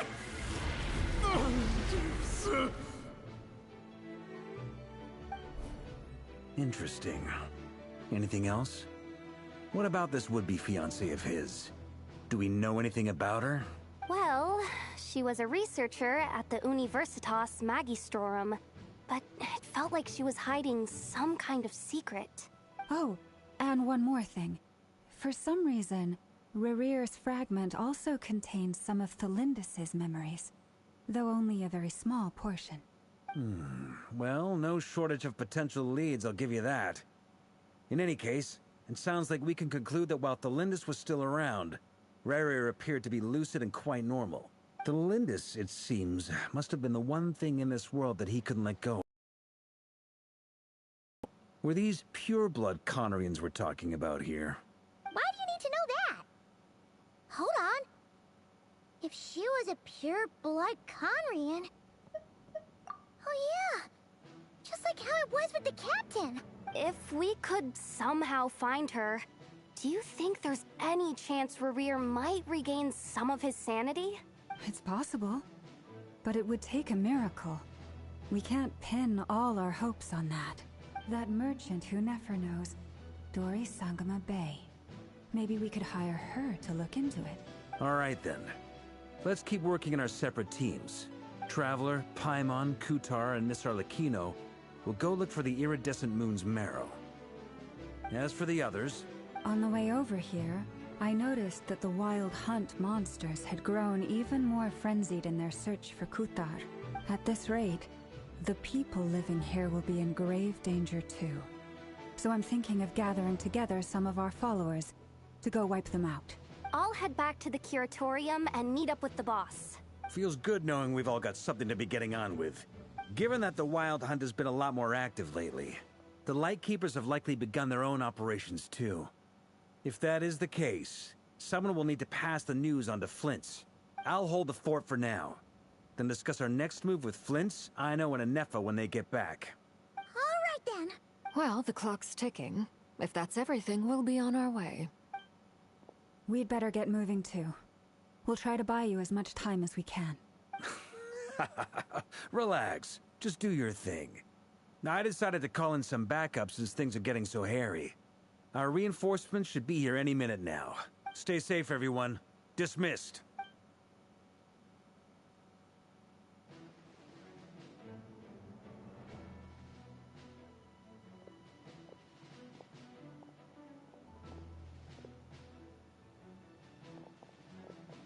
We're back. Did we get here a little early? Or a little late? A tad late. The others have already set off. To summarize, our resident moon goddess has found us a new ally, and Boss Nefer has uncovered some promising info. Everything going smoothly on your end? Not great. I don't know how long we can stall them for. The decoys are getting taken out way faster than we imagined. I'm gonna make some more later, but I need a timeout first. I'm so tired right now. Oh, right! Inefa, could you fill in Uncle Varka on what we just discussed with Flint's? Sure. Uncle Varka, you previously told us about how when you went to investigate a source of the Wild Hunt in Amsvartnir, you discovered that it was just a diversion. But according to Flint's intel, several outbreaks of the Wild Hunt had already occurred in Krai in the period leading up to that. That was before Rerear had regained his body, when he was far from regaining his full strength. In other words, in theory at least, he still lacked the means to act in two places at once. Flint's, with everything that's been happening, the Lightkeepers across Krai are rallying to fight back against the Wild Hunt. They're gonna need your help. I know, I'm sure you're capable of coming up with something far more effective than decoys. But for now, you should stay here and get some rest. And Efa and I will head back over to Amsvartnir to see if there's anything I missed. I told you Uncle Varka would say that, didn't I? A deal's a deal. Not a word about my snack intake for the next week. Database updated. Reliability of Aino's predictions increased. What does that mean? They were betting on how you'd respond after hearing their intel. It's the obvious choice, isn't it? That's hardly worth betting on. We already decided that Anefa should go investigate the situation over at Amsfartnir on her own. You might as well stay here and keep watch. Someone needs to hang back and oversee our strategy meetings. And besides, you still haven't fully recovered from ambushing Rerir. So I've ended up with the easiest assignment. Well, I appreciate it, everyone. See you when you get back.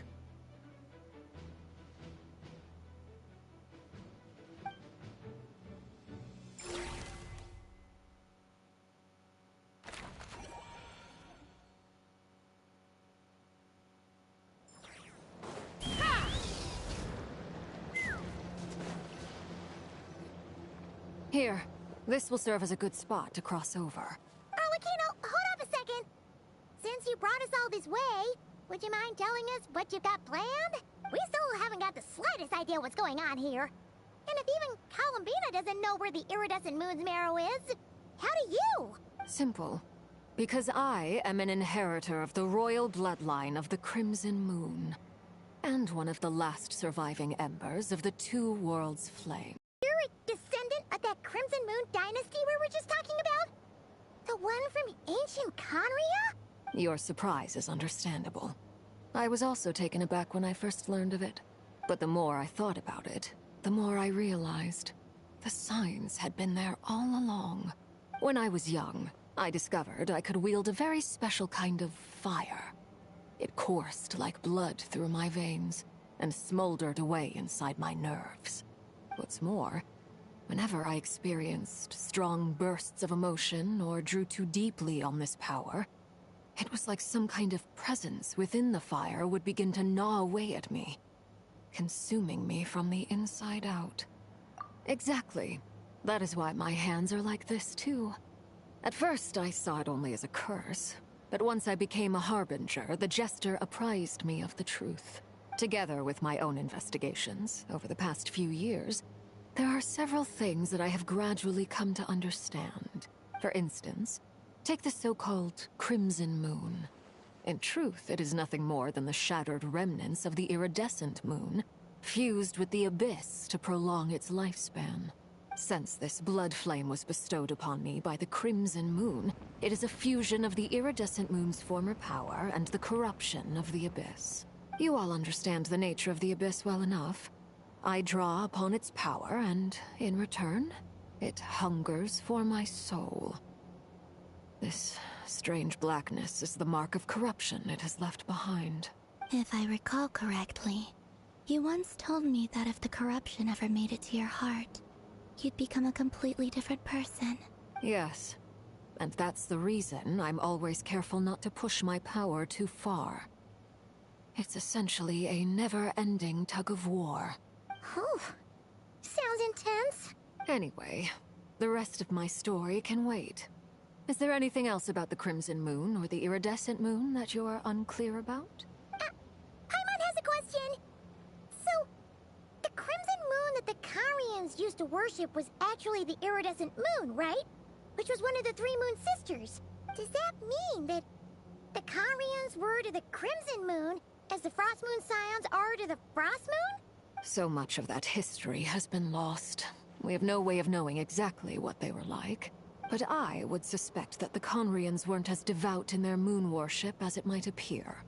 The iridescent moon's remains simply served as their link to the Abyss. Later on, perhaps someone discovered a way to make direct contact with the Abyss. Or maybe there was some kind of ideological divide.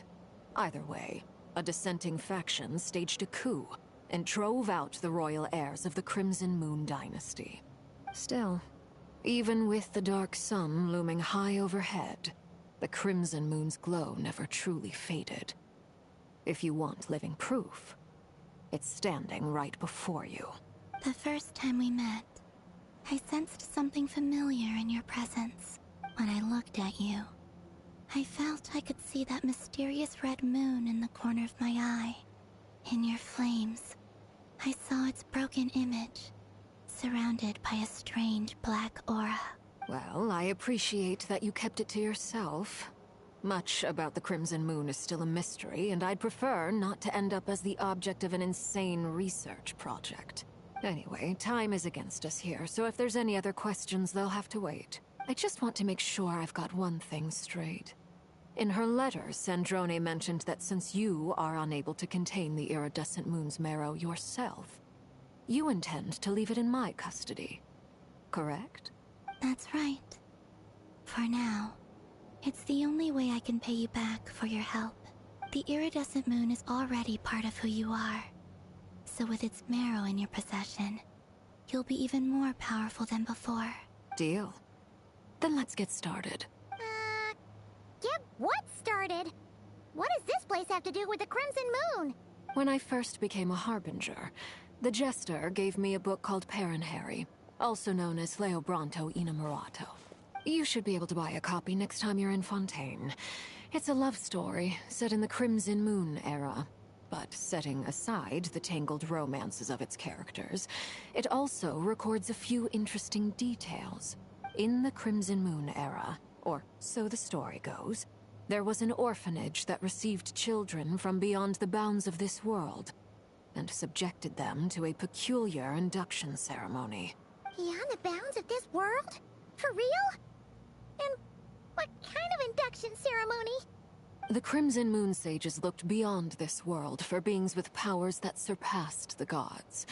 But fearing they might lose control, they subjected these children to a process of refinement. They made these children crawl up a fireplace and kept asking them, "Have you died? Did you see it?" Until they finally admitted to having died and seen a crimson moon. The adults embraced the children who passed the ritual, telling them, "Within the fireplace, you have traversed the flames between two worlds. Here and now, you are born anew." The book leaves much unsaid, but I suspect that this was their way of branding the children they had enrolled, leaving an indelible mark upon them so that they would forever live in the Crimson Moon's light. That explains why I can't sense the Crimson Moon's marrow in this world. It makes sense that it would be sealed in a special space that can only be accessed temporarily through some kind of ritual. But there's no fireplace here. Do you see a chimney anywhere? Oh, are we supposed to build it ourselves? Okay, fine. Paimon will go find some bricks. That won't be necessary. The fireplace is purely symbolic. The key to the ritual is crossing the flames between two worlds. In other words, the flames that burn within me. Those burned away by such flames leave behind a kind of ghostly afterimage in the world. In the days of Conria, people believed they could be used to bridge the gap between the two worlds of life and death. In short, I can open a passage to that space for you. That's the easy part. The catch is I'll need to stay on this side to keep the passage open, so I won't be able to come with you. Once you're inside, you'll have to find your own way. Very well. Then I'll open it up. Traveler, spare me a little more moonlight if you would. I may need it.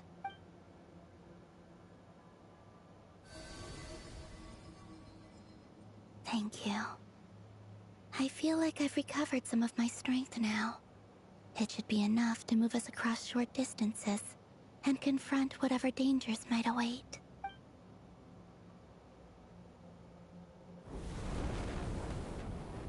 Mistress of the seven hues of ages past, great mother of the present, crimson-clad sovereign of the two realms, by fire severed, by fire renewed, I offer myself now and beseech your descent.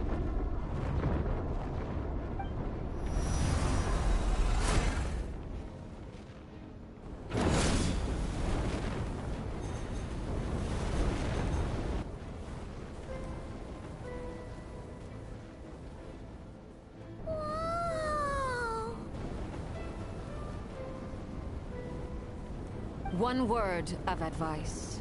As you're crossing over, no matter what voices you hear, do not answer.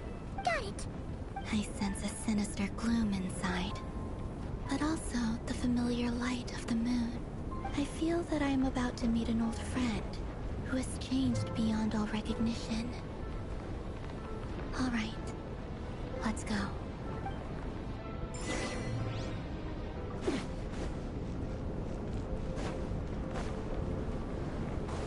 Take me up!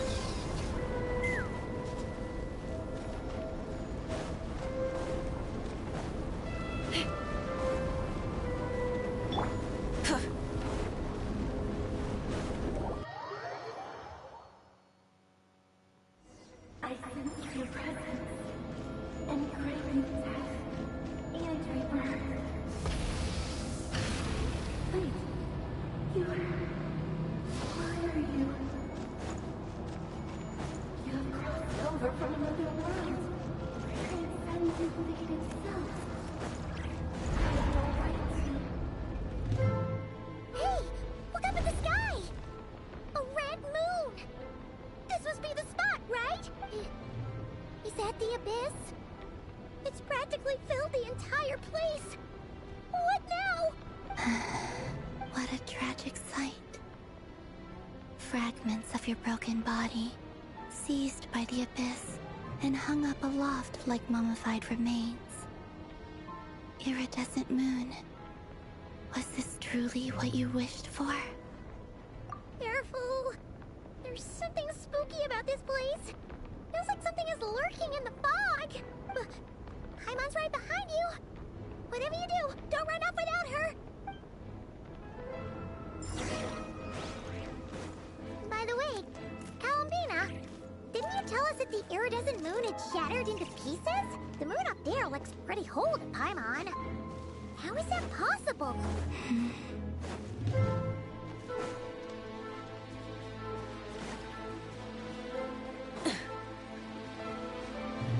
Try and stop me!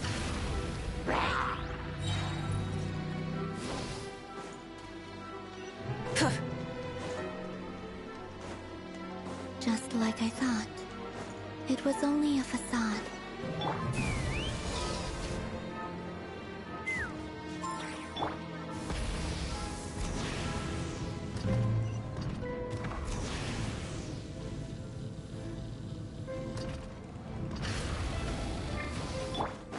Get to work! Come on out. Right here, right now. It's mine!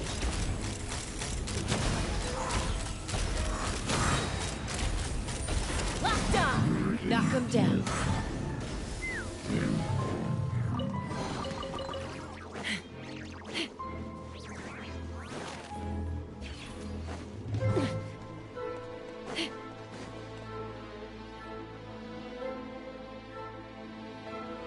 Huh? Huh? For real? That's way too high! There's no way we'll be able to reach it! No. I'm not sensing anything up there. It's coming from under the mountain. Let's see... Ah! There's some kind of weird shadow over the water! Wait, see that? Looks like a mechanism of some sort. Let's check it out!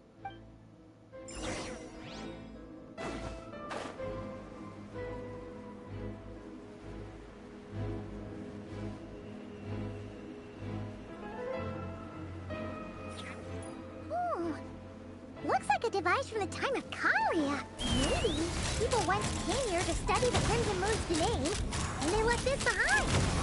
Oh, if we could activate it, we might find some clues.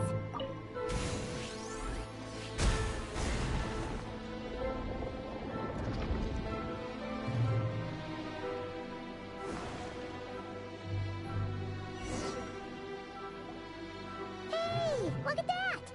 Now that the mechanism's running, the shadow in the water looks different. Do you think these mechanisms might be the key to unlocking the secret?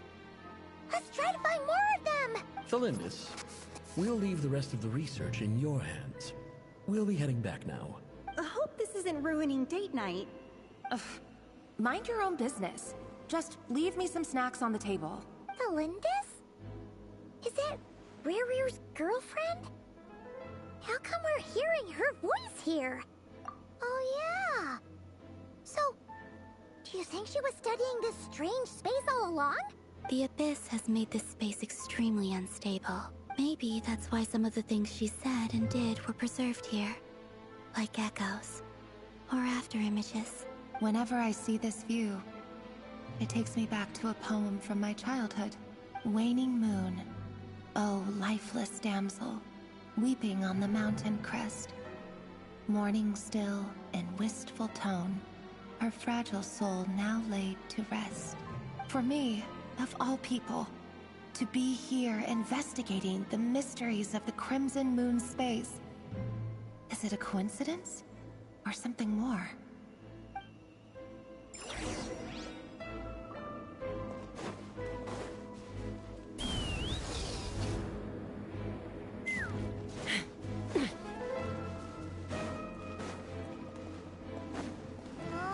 Looks like the Abyss has messed up this mechanism. We need to find a way to get it working again. Let's see if there are any other devices nearby.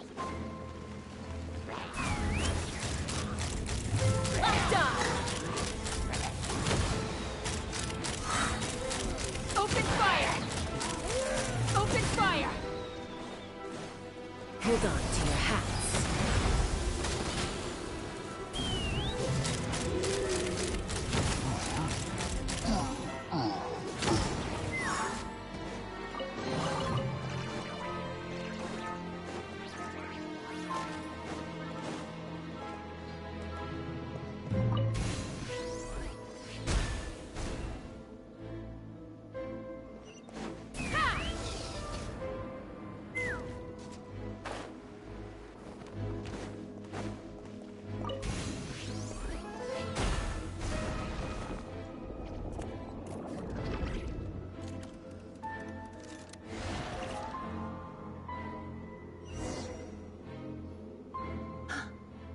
See.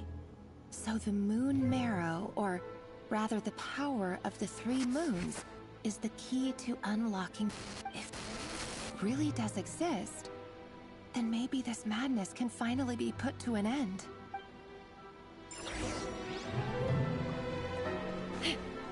Take me up!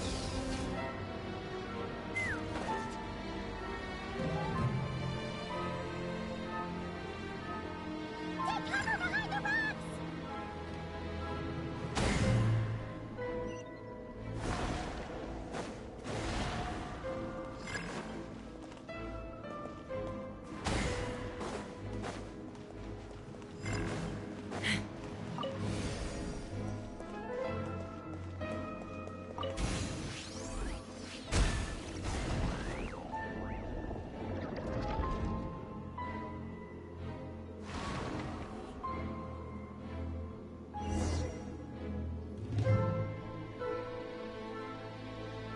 With the Abyss inhibitors in place, I should be able to access the chamber with the moon marrow. Oh, Rerir, with every step you take, you're drifting further from what you truly desire. But you're not the root of the problem. Ever since that outsider set foot in Conria, the Vinster King has sunken deeper into madness. If only I could get my hands on that outsider.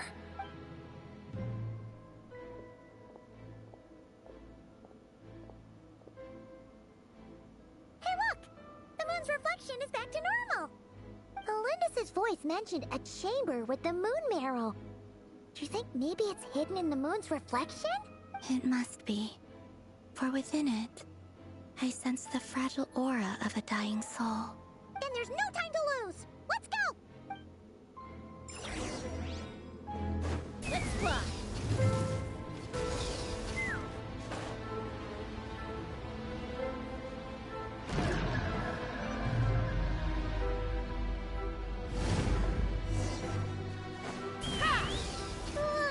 These things are so creepy! Looks like we'll have to destroy them if we want to get to the iridescent moon's marrow.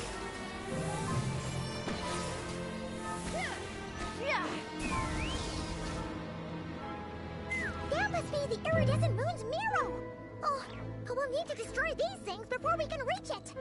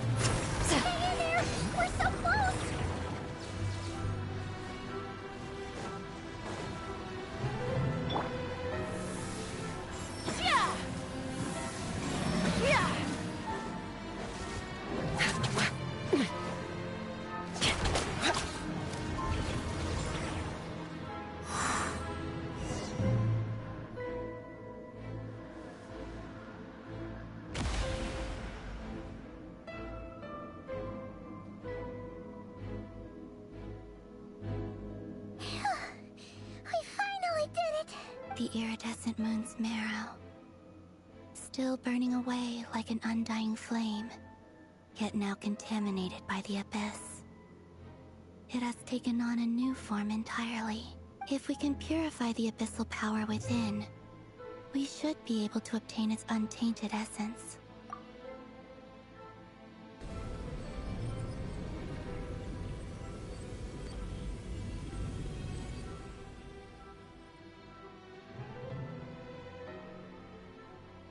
It's so cold.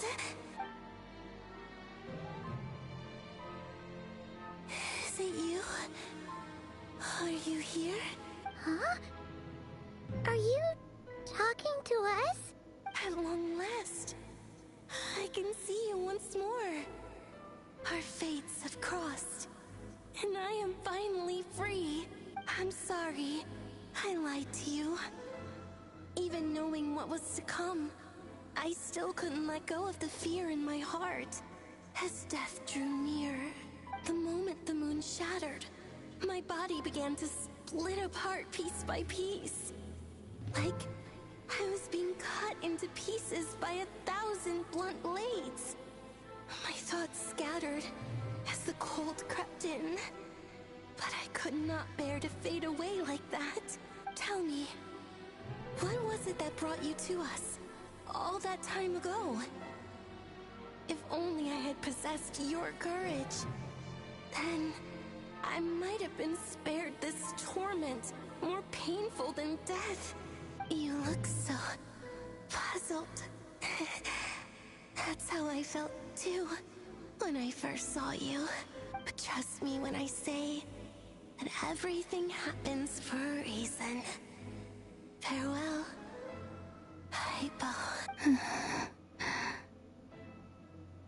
All about... Was that the goddess of the iridescent moon? It sounded like she was speaking to a long-lost friend. But none of us have ever met her before, right? Perhaps.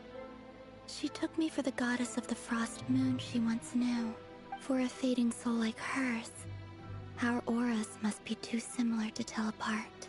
But anyway, we've got the iridescent moon's marrow now. That should help you regain your strength, right? Alright.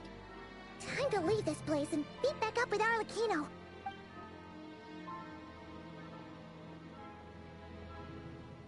That's odd. This place looks different than when we came in. Waning moon, huh? O lifeless damsel. Oh.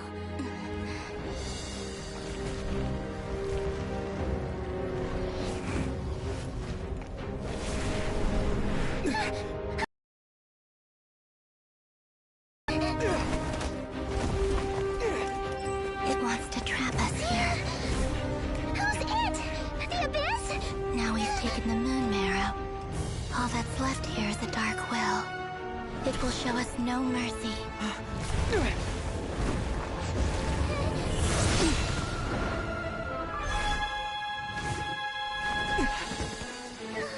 Give it back! The crimson moons! My marrow! My heart!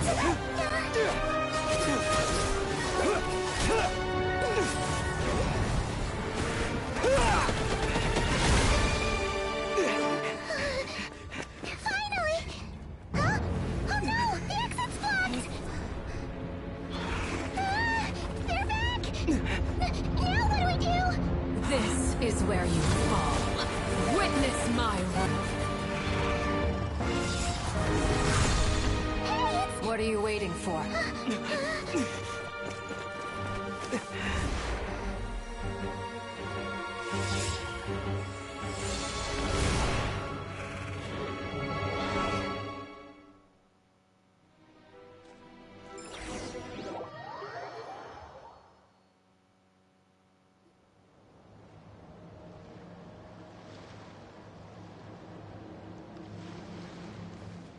Oh, we made it! Was that you, Arlecchino? Did you save us? Wait, your hands! They're... Oh, this? Don't worry. It's a small price to pay. The Abyss wanted to trap you inside, and I defied its will by bringing you out. No wonder it's a little angry.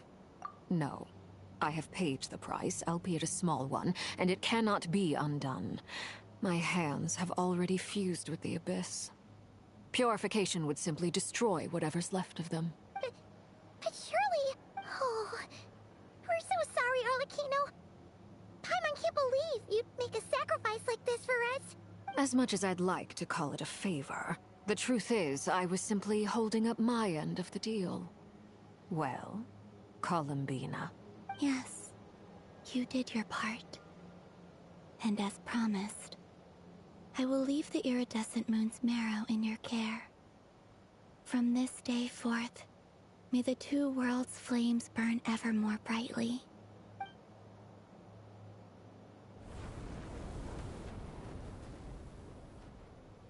I'll take that as a blessing. Now, Columbina, give me your hand. Accept this moonlight I offer in return.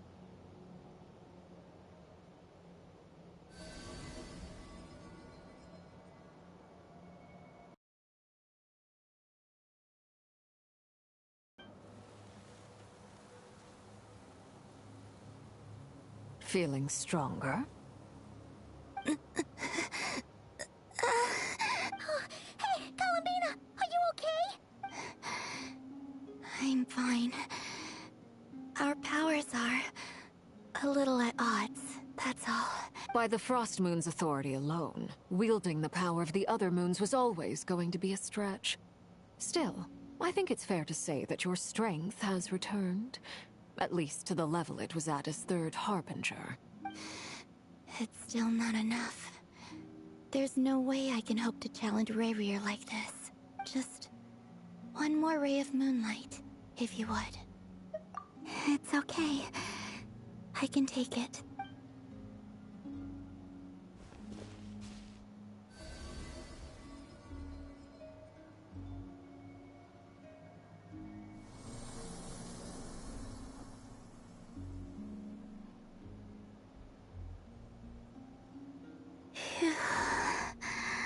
How about now? Fighting fit? At the very least, I won't have to stay hidden like before. I want to see him gone from Not Krai. The Rayhir of Solnari and his wild hunt must be sent back where they belong. Well, it's good to have something to aim for. You certainly seem more alive now than you did earlier. When I first met you, you didn't strike me as a ray of moonlight.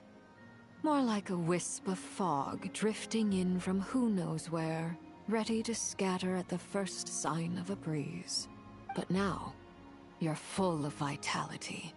Just like the Frost Moon, once the brightest of them all. May you keep shining, Columbina. This is who you are. Thank you. Look after yourself too, Arlecchino. I know you have plans of your own, and that's why you're always seeking to grow stronger. But whatever you're after, don't let the Abyss take a hold of you. I do not wish to see you go down the same path as Rayrir. I appreciate the concern, Columbina. Although perhaps it's time you took a new name. A new name? Kutar, the Moon Maiden, Columbina. They're nothing more than code names. They describe who she is and the roles she's played, but they're not her real name. We often use code names in the House of the Hearth, too. But it's knowing your real name that keeps you grounded. Up till now, you've been living a wandering life, so you've probably never really cared. All I'll say is this. Once you've defeated Rayrir, give it some thought. All right, that's it from me. I'll get you back safely first, then go meet up with Sandrone. You're the best! I appreciate the gesture. It speaks to your good character. Anyway, let's get going. There are more urgent things to do right now than trade compliments.